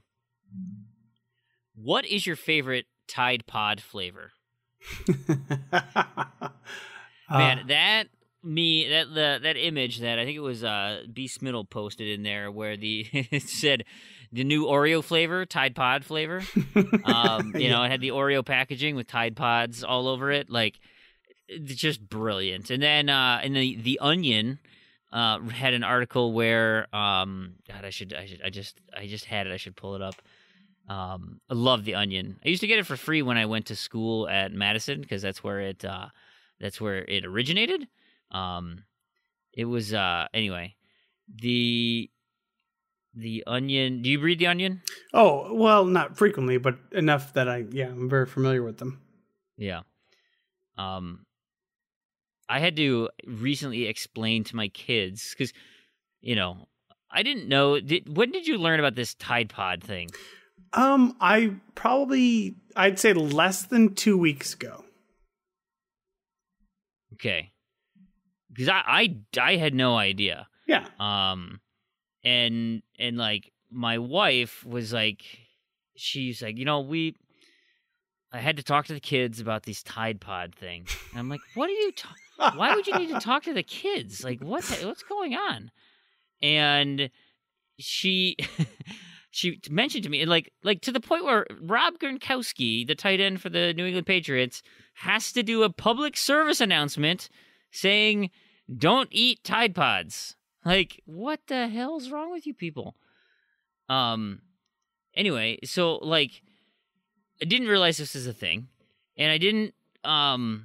You know, I'm a scientist, like, and I work in personal care, and like we make stuff like this all the time. I was just going to ask you, as a chemist, Freem, tell us what's wrong with eating Tide Pods. It like will burn your mouth. Like, it literally, these chemicals will destroy you. It's ridiculous. And I just had the article, and here it is. Tide debuts new sour apple detergent pods. That's a good joke. So it's a real short. It says, calling it the perfect choice for consumers looking to add some tartness to their laundry. Procter & Gamble on Tuesday unveiled a new sour apple Tide detergent pod. These new stain fighters have the same deep cleaning formula you've come to expect from Tide, along with an extra burst of mouth-puckering fruit flavor.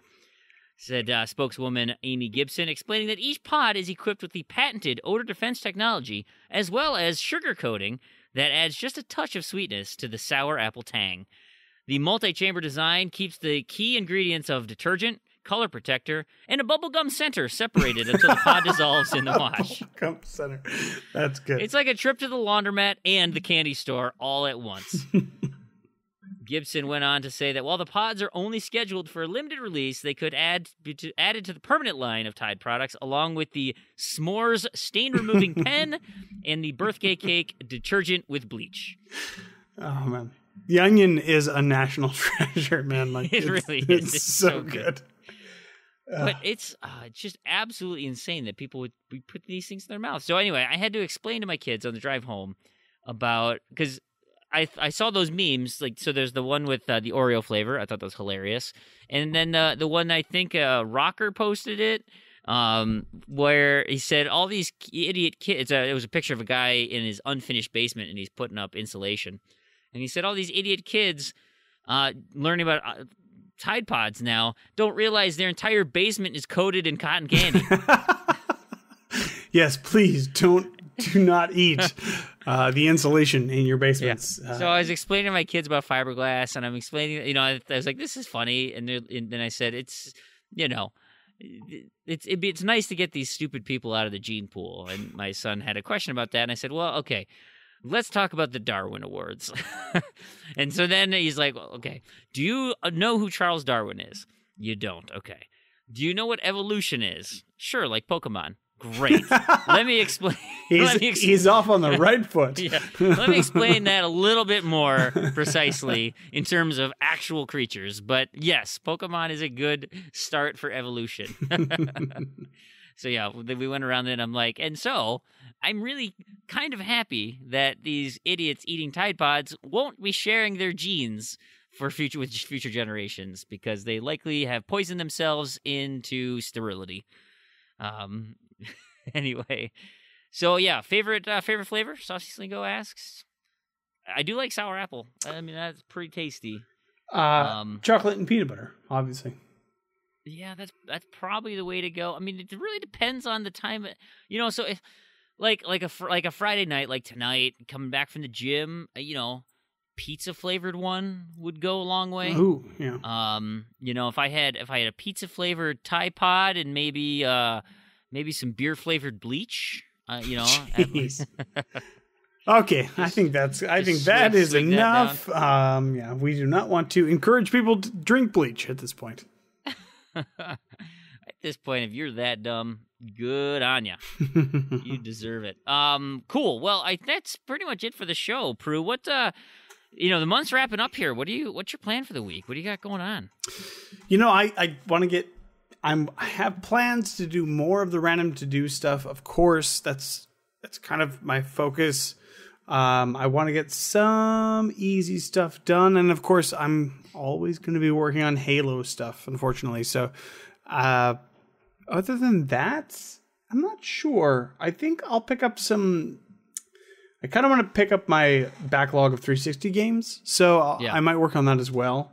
But points is where I'm at. Anyways, how about you, Frame? Sure. I've been looking at my random to-do list, and like I said, I kind of want to start to chip off some of these completions, and so I still need to finish the gamer tag for the month, and both Gears of War Judgment and South Park: The Stick of Truth. I've got 2 achievements for both of those games that are about 10 hours in, or 10 hours from where I am. So, man, if I could get those things done before the end of the month, that would be pretty nice. Not sure I can achieve that. I'll get one of the games done tomorrow. That's my plan. But I got Agents of Fun I got to work on. I got my random to-do list for that one, but you got to start. I mean, I got to keep getting so I can get to end game to finish these connected contracts is the word I'm looking for. So I'll be doing some Agents of Fun, and then I got my normal boosting groups of Diablo 3, Battleborn, and Plants vs. Zombies. So that pretty much wraps up my whole week. It's not, by the end of the week, I'm going to need to finish. I'll need an I was going to do iZombie, but I'm at this point, I got to do speed runs. It's like, man, those speed runs are tough. I'm not sure I can shave off, 2 minutes off of iZombie to make sure I get those last 2 achievements, but I'll watch some guides online and maybe chip away at that. I need an O, which is probably going to be an Ori in the Blind Forest again, and an N. If I'm really serious about checking things off my list, I should be working on Nicktoons MLB and beating 7 or 8 National League teams for an N achievement, and then waiting next month for Crandy and doing the American League teams. And then by that point, I do both of those, and that's game completion for that. So maybe I do that for the N. We'll see. Other than that, I think that's it for the show. That's all I got. Prue, do you have anything else you want to touch on before we sign off for the day? No, I think that's a good show right there, Freem. Fantastic. Well, I want to thank everybody for listening and for helping out. If you're a patron, we absolutely love you. It is great. End of the month's coming up, so if you're interested in getting a chance at our January draw for a retail game, now is your opportunity. Get on there, have your so you're polled on February 1st, and you will be entered to win the January draw. And that's a full retail game. $3 is all you need, and I'll give you a 1 entry into a chip and a chance. If you can afford more and are interested in supporting the show, then you have increase your chances. But and any little bit helps. We just love it. It's great. And if you can't support us financially, because we understand it is a big ask, spreading the word with your friends, letting others know, helping us grow our community. And most of our community hangs out in Discord. Discord.io/Z2Z. There's so much chatter all the time. It's a great group of people over there, and super helpful. Like, people are just posting in LFGs. The start of February comes around with the new random to-do list, and the LFG section gets real crowded with people like, hey, real quick, I just, if anyone can jump on and help me out with random game A. Oh, hey, I'll be home in 10 minutes. Let's do it. It's just great, super helpful. And then, of course, we have our normal boosting crew. So any of those things appeal to you, or if you just want to talk about Tide Pods, Toys to Life, and what is the other topic that's been all over the place? There's one more. Anyway, it doesn't matter because it changes every day. So you should come and visit us. It's great. Other than that, Twitter's probably the other best way to get us at ZZZEDTOZED, and our email contact at ZZ.com. We did have one final question that snuck in here from Fufu Cuddly Poof Prue. He asks, "What's the proper way to build a sandwich?" That was what was the discussion of what constitutes a sandwich. The definitely ongoing. Is a burger a sandwich? No, a burger's not a sandwich. I kind of think a burger's a sandwich. It could be a sandwich. I'm not totally sold on the fact that a burger wouldn't be a sandwich. But I don't think a hot dog's a sandwich. Probably is a sandwich. Again, just like our whole argument about Toys to Life, it really depends on how you're defining things. And, yeah, I suppose. Things are more gray. Generally, things in life are more gray than they are black or white. There you go. Prue, why don't you let people know where they can find you? They can find me on Twitter where they can agree with me, because I'm right, that amiibos are Toys to Life. They can find me there at OneUpDan. That is the number 1, not the word. And feel free to tag at Freemhole, FREAMWHOLE, and say at Freemhole was right and at Prue at OneUpDan is an idiot. I mean, you can do whatever you want. It's Twitter. It's fun. And I want to thank, everybody else who helped out with the show. Elroy, Damien, Spaz, Planting. Damien, Spaz are the same person. And Randy, you guys are all great.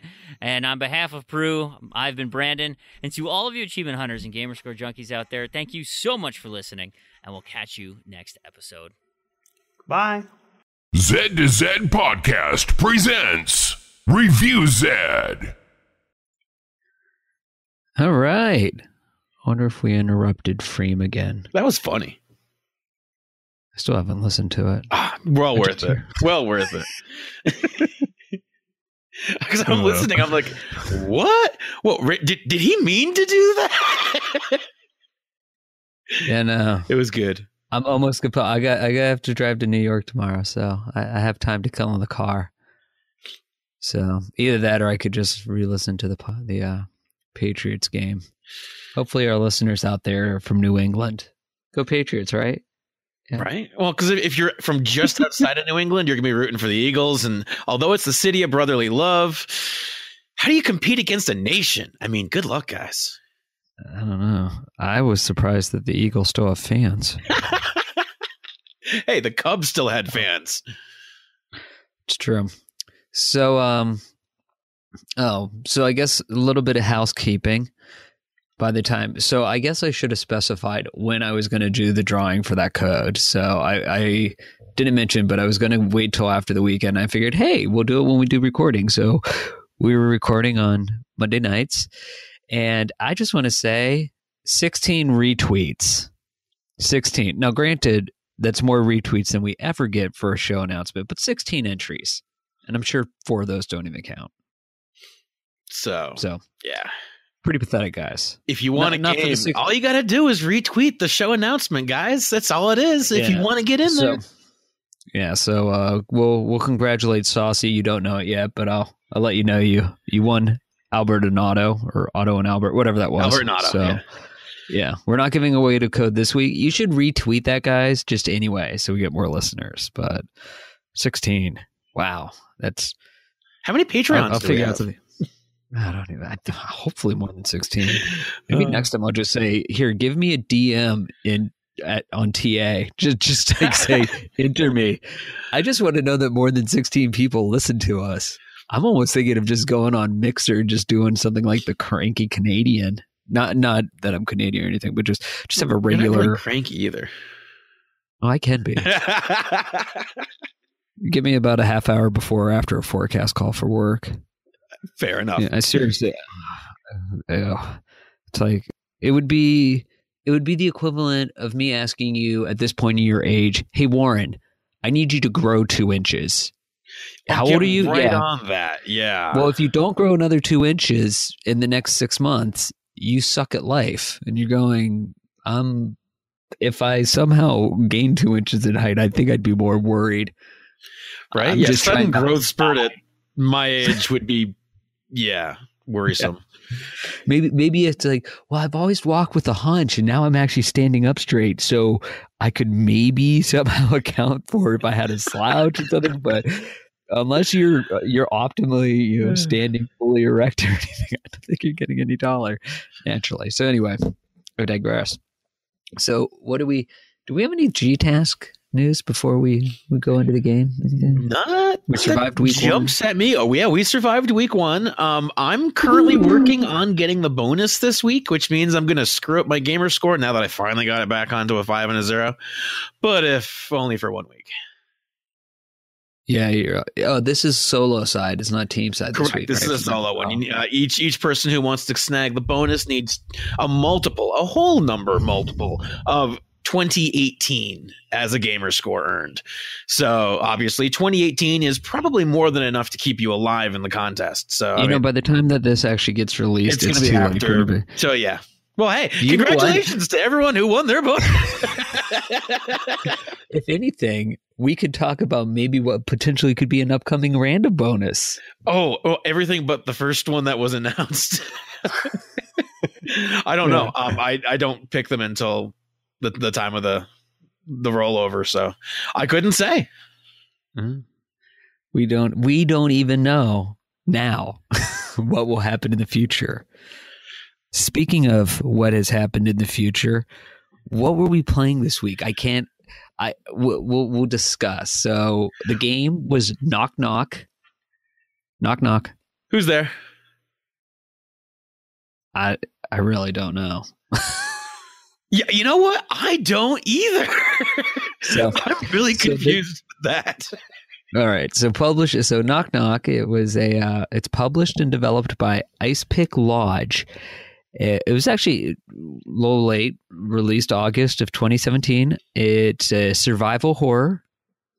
I'll give that genre a proper classification. Right now, though, it's on sale, part of the timeliness. It's normally $7. It is on sale for $2.80. Not sure how long for, but if it's still on sale while we're talking, well, not a horrible price. So it seems like each level is broken into 2 segments. So you are some hand animated weirdo with a light, and you wake up in a house, and you need to turn on the lights in the rooms of the house. And if each level is broken up into 2 halves. So it's always takes place in the house. And on the first half of, I guess, the level is you got to turn on all the lights in the house, and you have to avoid these things called haunters. Because if you hit a haunter, it will set back your timer. If your timer goes all the way back to 0, you have to restart the level. And the point is to get the timer to advance to a full rotation of the clock. And then you get to the second half of the level, which then, as I understood it, you leave the house to go into the woods, which the woods is maybe 5 or 6, I guess, fields deep, and it's a big circular almost grid, and you're exploring for some girl. I guess it's a girl. I don't even know what it was. That will give you... Honestly, I think I learned more about this game reading the guides than I would have ever picked up just playing it and just trying to figure it out from the dialogue, because I was just always like, what am I doing? Yeah, I was also similarly lost. When I ended up outside the first time, I was completely just wandering around, and I had no idea what I was supposed to be looking for. If they told me, it didn't stick in my memory long enough for me to figure out what was going on. I finally did see something, and okay, I guess this is different. I'll move toward this, and then it progressed. But yeah, literally, there's no hand-holding in this game that I can recall at all. Yeah, so part of like that, when you're out in the woods, if you didn't stumble upon the girl, you wouldn't have known that you need to find her in the woods if it wasn't for looking at the saw a fragment of reality achievement, and you're going, okay, open your mind. What's this mean? And it says, oh, you find the girl in the woods and you have to interact with her, which did you get that? Because that was a whole other problem. So you would see the girl and I was going, okay. Well, here's the thing. I don't that. think that's actually part of the day, because I've already done a couple days and I've actually not unlocked that achievement. I have not interacted with a girl in the woods. I tried to walk toward her, and as soon as I touched her, bam, back in the house. Yeah, so what will happen, at least in the early levels, once you get midway through, I think level 7, you now start having a timer, and you have to find her and get back into the house in the woods, or you'll just go crazy in the woods. Because I ran out on the timer once. But many times I would find her, I would go, like, she was a screen back, so you're like, okay, go back, and then you run into her, but she disappears before you interact. So really, you have to keep looking for her. So what I found is you have to keep looking for her, and you will know when you get the fragment of reality, because it will go to a different screen and you'll get some weird animation of just more nonsensical, what is this? So yeah, I'm far enough in the game. I don't want to give away spoilers, but it still makes absolutely no sense. I guess this is what happens if you're absolutely just crazy. The minds of just being insane. Which to a sane person is just... It feels as though he realizes he's in a scenario, but he never is concerned with the fact that this house is always changing dimensions, and like what you can get into is different. Where the doors are is like, I don't know. Like, you figure he'd remember at least how many rooms he turned the lights on, and because that's the only thing he does. Yeah, I will say, I guess from a theming, it had potential to be horror. I guess from a genre perspective, survival horror, but I'm not really sure if I'm really as scared in this as I am just bewildered of going, like, what am I playing? It's not bad. I mean, the animation is really good. They did a good job with the animations, and it has a creepy feel, and the sound, the ambient sounds definitely makes it potential to be creepy, but the creepy feel is present on you though too. I mean, dude, the character that you play is creepy. He never moves his head. Yeah, I mean, there's a lot of it where they did a really good job of making it creepy, but I'm just so still stuck on, what am I doing? At one point, I actually was stuck hiding constantly because they wouldn't let me get out of my hidey hole. Just stuff kept coming at me. So I have the achievement for hiding successfully 5 times because I literally couldn't leave. Yeah, I've been kind of streaking this. I'm at 4, and I know how to do the hiding, but I think I'm going to pop that achievement tomorrow. The get hiding? Some points Easy. Yeah. You just step behind a piece of furniture that's like in almost every room. But you have to wait for one of those haunters to be coming from another room. Yeah, so that's the part.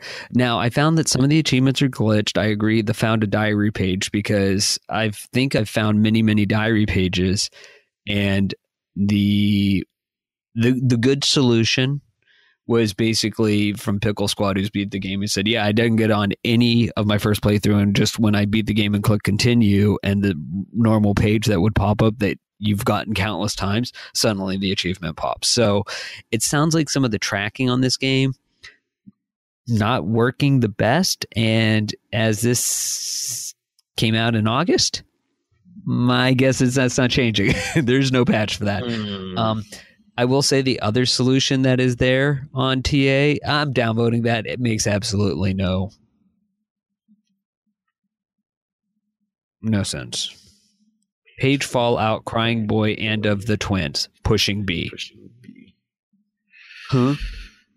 That answer is almost as, what is the point of this game? Why am I wandering around this house? Why am I guess that's the thing. It's like I'm crazy, but I still can't get behind why I care. I have no idea who this guy is. And you just keep wandering through the levels, and unfortunately, 7 levels, 8 levels in, I still don't even know what's going on. That's telling me at some point you're not getting me emotionally. Maybe there's going to be a big cathartic ending where it all is, oh. But it sounds like from all the other reviews, not so much.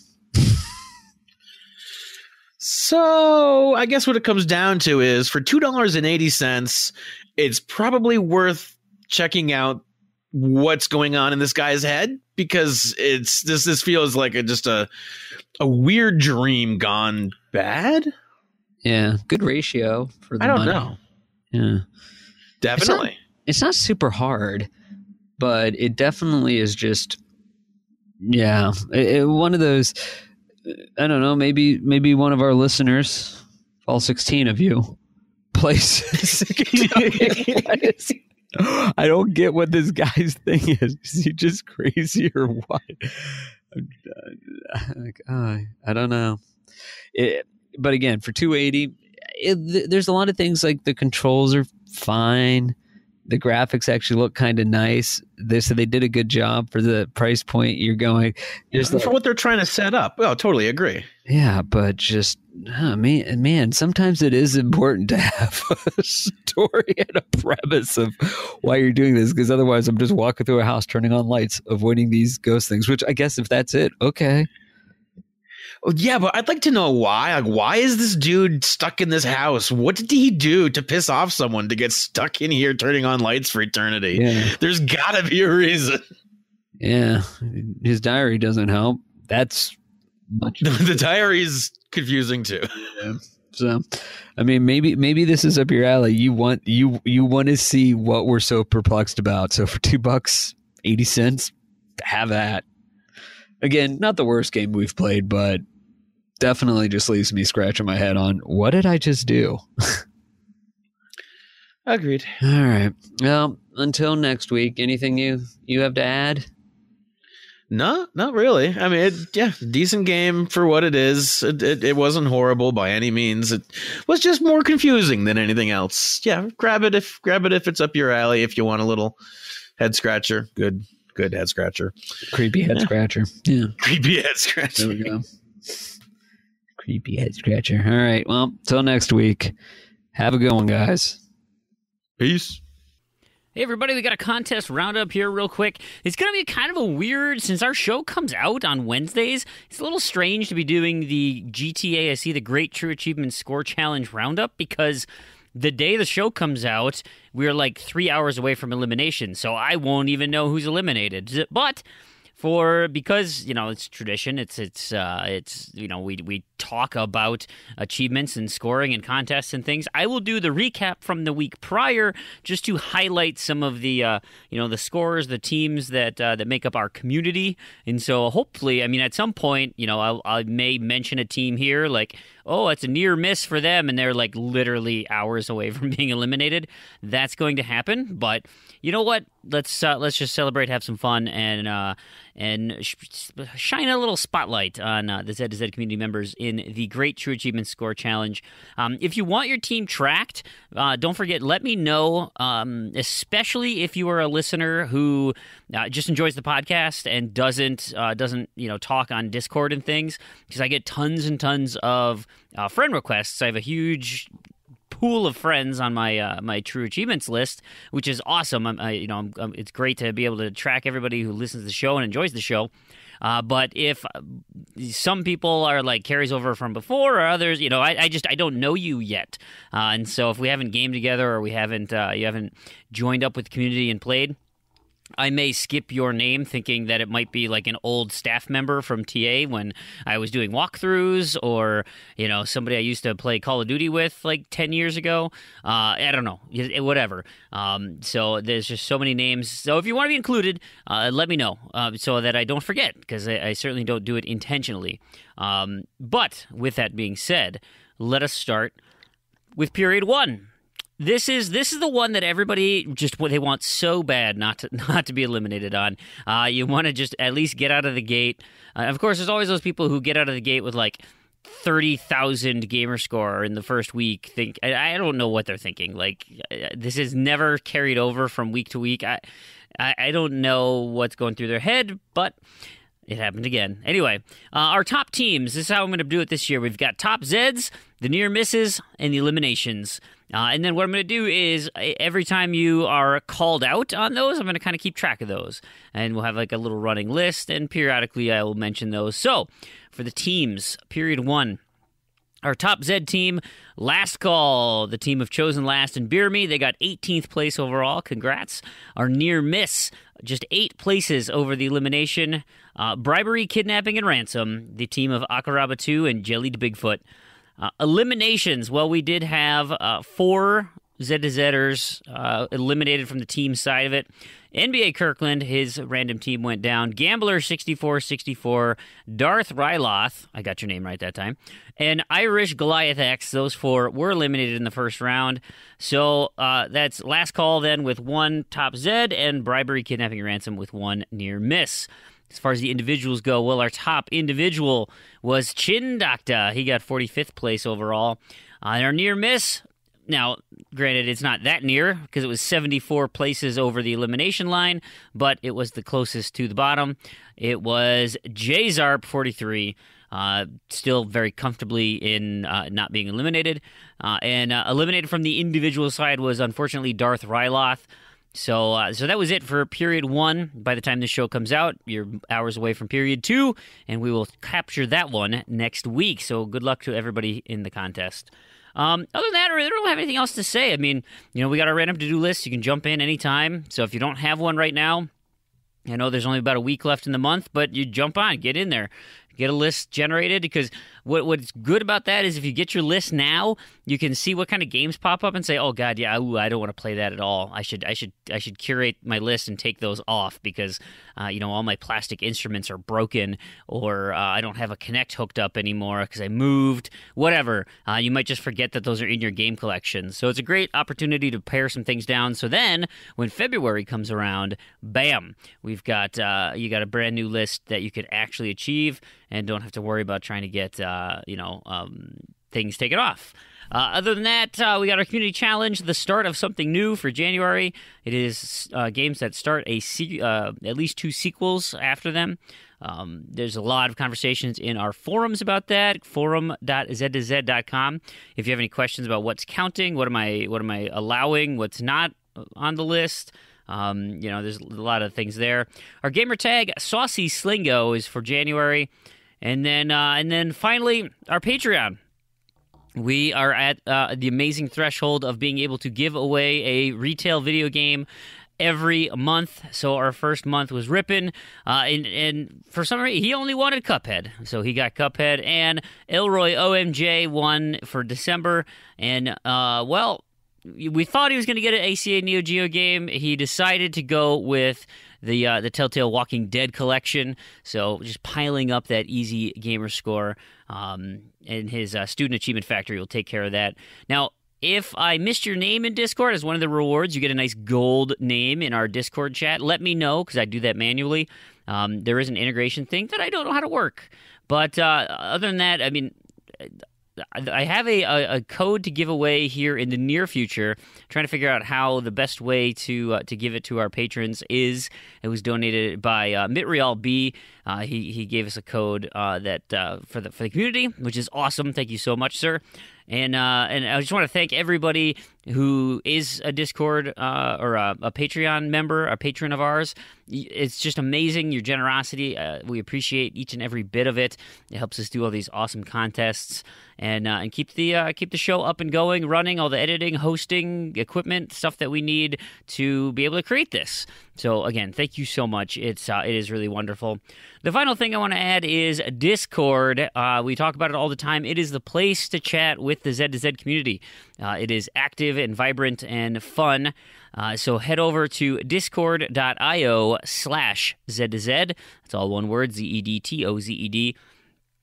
Right now, we've got a few boosting rooms going. So there's some community gaming nights that are in action. Plants vs. Zombies, Garden Warfare. We had a bunch of people finishing up the 360 version here in the next couple of weeks, and we will be moving to the Xbox One version. So if you're interested in that, on Thursday nights, Freem Standard Time, which is 10 p.m. Central, and then we'll be going through the Xbox One version. I don't think we'll move into Garden Warfare 2 right away. I think they're probably going to want a change of pace at that point, but definitely going to do Garden Warfare 1 on the One. Halo Master Chief is going on right now. There are multiple groups of people doing legendary runs, 4-man teams of of Spartans going through the campaigns there. So if you're interested, I'm sure, usually not everyone can make it, so there's always places to sub in, sneak in, maybe even if there's enough, you can start a new group and then get to the multiplayer stuff afterwards. We do still do Battleborn Wednesdays. That thing it's actually moving along relatively quickly now. We got a nice crew of 6 to 8 people who show up every week, and so we can set 4-on-4 little boosting sessions, matches, be able to knock out some of those things. If we get at least 5, we could do some story mode stuff and take care of those things down. There's plenty of lore challenges out there for killing generates and all sorts of other AI type critters. And Agents of Mayhem is another thing we're doing. The Agents of Fun, we have a little thing going on. So every weekend now, we are doing kind of focused Z2Z work on Saturdays and Sundays. So the contracts that go open on those nights, we do a conscious effort to take those things out.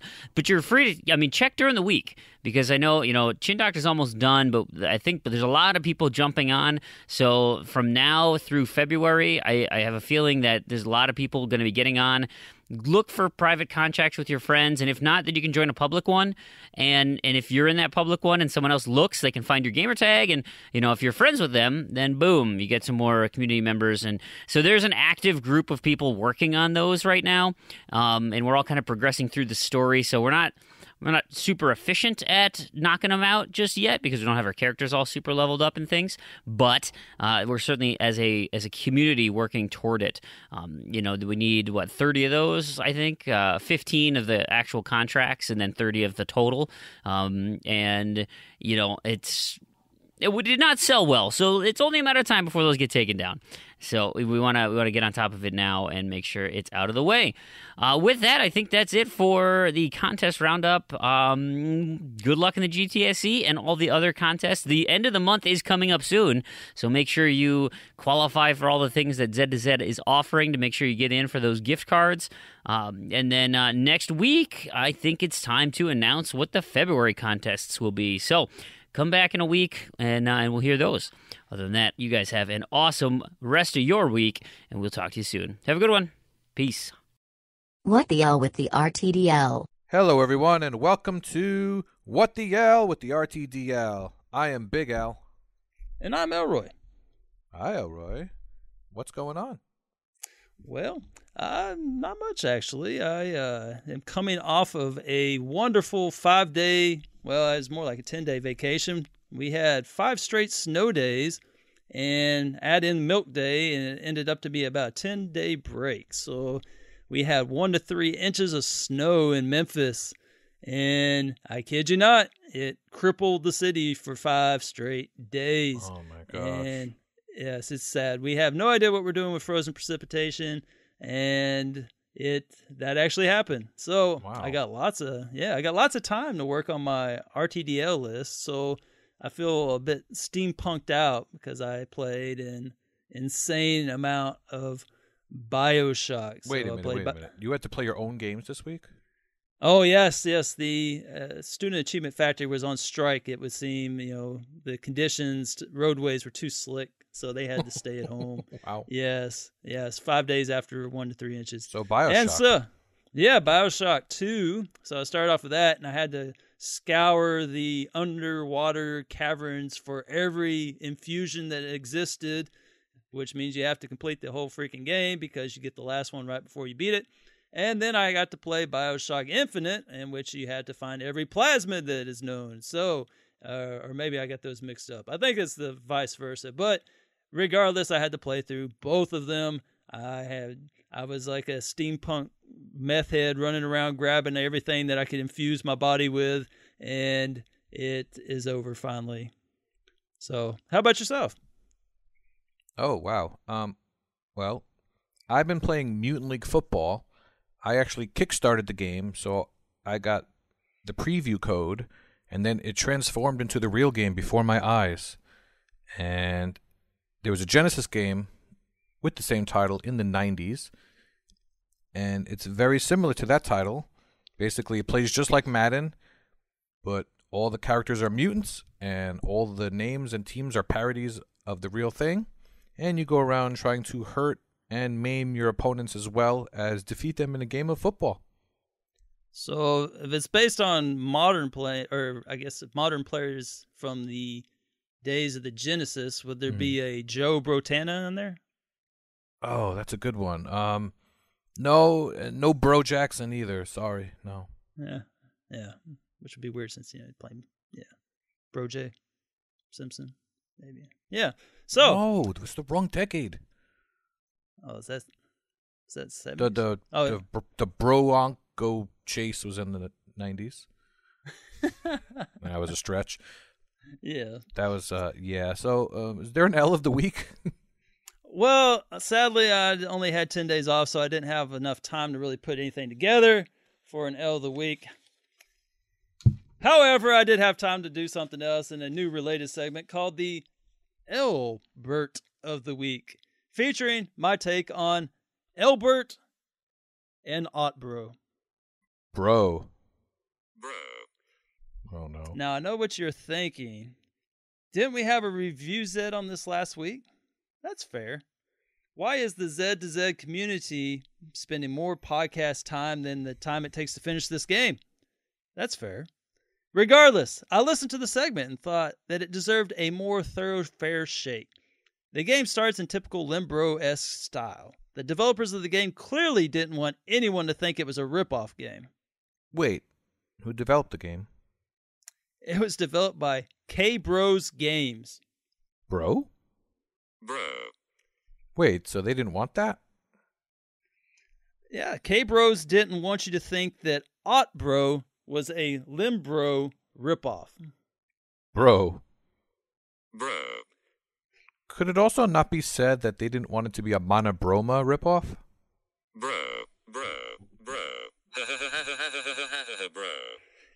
Even though you are some little boy that inexplicably wakes up in the middle of a landscape in which everything there will kill you, including the dreaded spikes, it is not the same game because instead of everything being black, everything is white.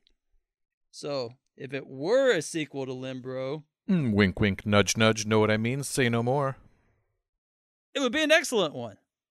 Like most sequels, it takes the original mechanic and adds a bunch of things to it that seemingly make it more complex, but in the end, just make it less fun. Think back to the Dark Forest. What was missing? A gun. That's what Elbert is. Limbro with a gun. And some electricity. The gun is utilized to shoot things, as most guns are, but in this universe, that isn't explained at all. The plague are these large crows. When approached, said crows beeline directly to you, and if you do not gun them down, they will carry you off, wherever they take you, presumably to... Pekka. Your eyes. What? A swallow carrying Tony coconuts? Elbert? Oh no, not this again. It's not a question of where the bird grips the Elbert. It's a simple question of weight ratios. A 5-ounce bird cannot carry a 100-pound boy with a gun. Later in the game, you're introduced to random mattresses spread around the world that would not make very good sleeping devices. When one jumps on them, one is propelled approximately 30 plus feet in the air, and miraculously, even though one lands with no ill effects such as fractured ankles or fibulas or femurs or any kind of broken bones, the sheer elasticity of these super bouncy mattresses would not make for a good night's rest, given you would propel at least a foot in the air every time you rolled over in the middle of the night. Once the game has ended, however, they could easily be recycled in the game Goat Simulator if you recall the mattress jump mechanic in those games. Ain't nobody goat time for that. Speaking of livestock, there are a few other animals of note. Now, I'm not a PETA guy, but I do like animals. I like toycles. The game features one section that had me scratching my head a little bit. At one point, a hungry wolf corners you. And to advance, spoiler alert, you use your telekinesis electrical powers given to you by your little stuffed animal Otbro and pick up a sheep that is minding its own business and chunk it into the wolf's face. In fact, you get an achievement for doing such. That is all fine and dandy.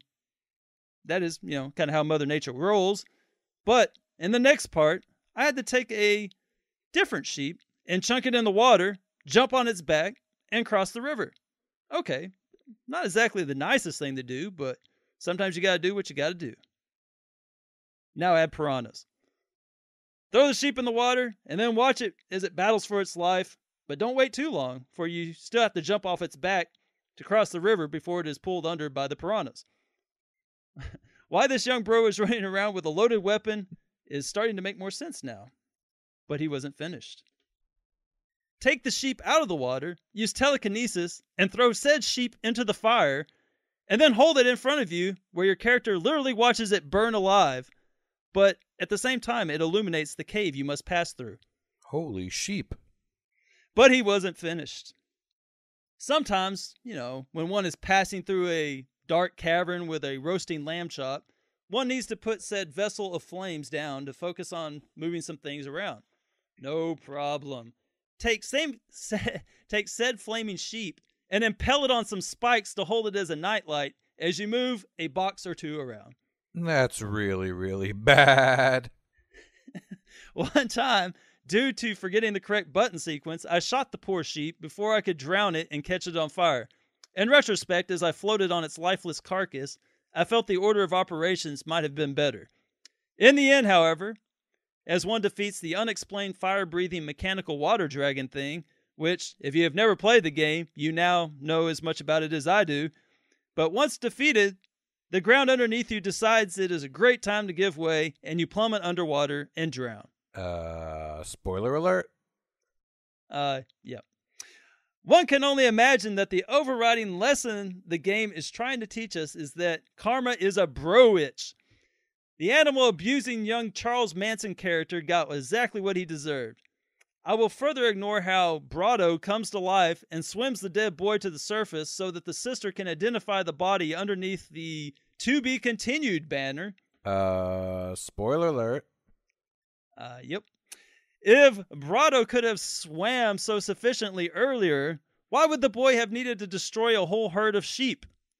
Because he enjoyed it. That's right. Elbert is a sick individual. Instead of using telekinesis on one of the logs in the fire and melting things with it, he took the more sociopathic journey.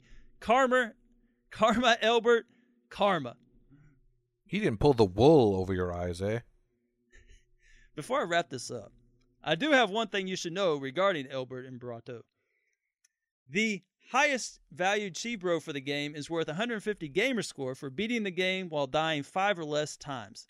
15 minutes into the game, I was dreading this until I discovered that it is currently glitched, and you can die as many times as you like. You have been warned. The clock is ticking. I know that I personally want no part of this Chivo once it is patched.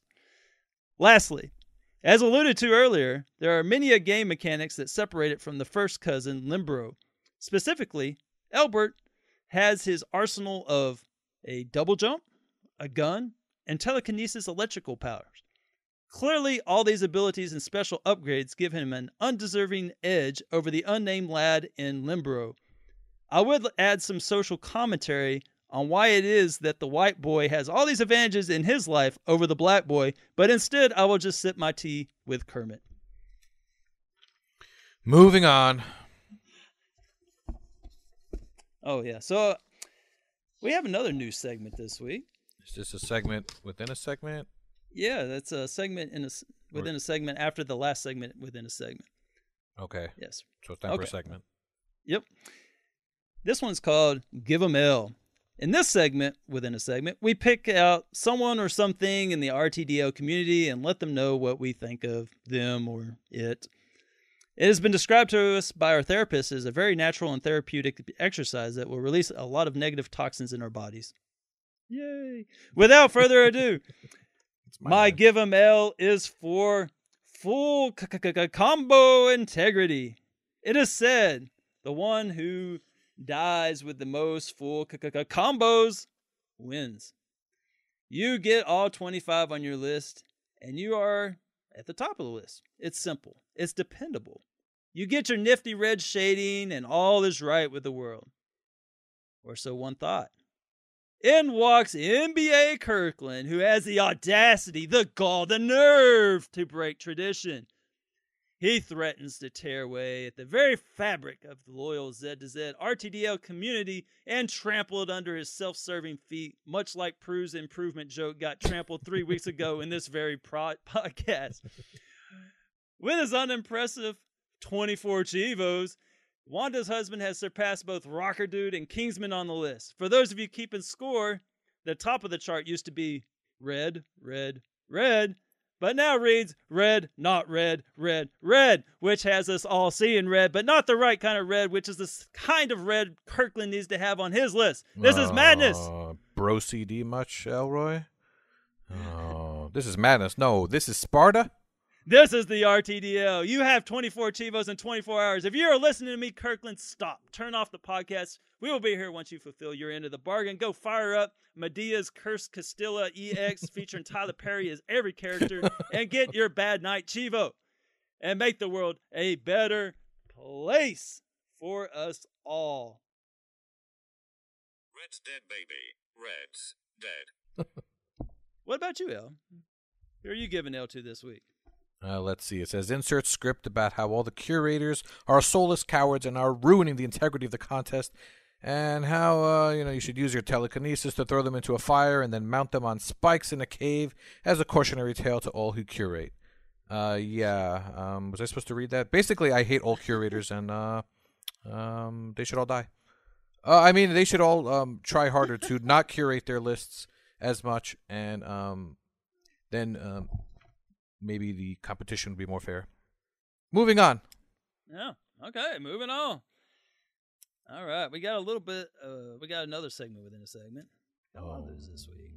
Yeah. So this one is called Number Crunching. So it has been hinted at. We predicted it this month.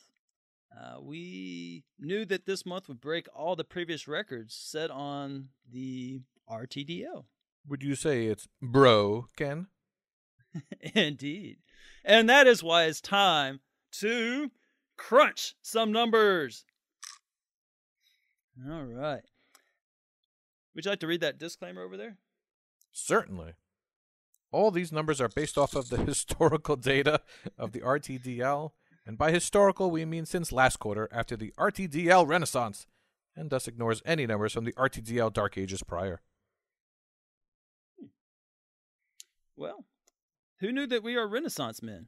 We are a regular Leonardo da Vinci and Michelangelo. I like Teufels. Ah.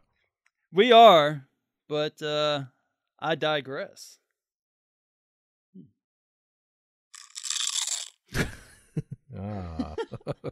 You eating celery? In December, the RTDL community posted a then record 530 total achievements worth 105,546 points. In January, with 9 entire days left, the RTDL community has already posted a now record 604 achievements worth 121,308 points. In December, we had 3 full combos for the month. In January, we have had 3 full combos already with Brohuna, Kings Bro, and Rocker Bro. We would have 4, but, don't get me started on this NBA Kirkland guy. I mean, what's with this guy? You have one RTDL job. A troublemaker, this guy, with his 24 achievements. Okay, great job there, NBA Kirkland. You were so close. Nonsense. No tripping at the finish line. Who does that? NBA Kirkland. That's who does that. Elroy? Yeah. Moving on. Oh, yeah. Elroy, it's getting kind of deep into our segment, and you haven't done your update yet. That's kind of where this whole thing started. You might want to get to it. You're right about that. Oh, yes. So, it's time for RTDL Update. Out of Time Edition. Kahuna's still in the lead.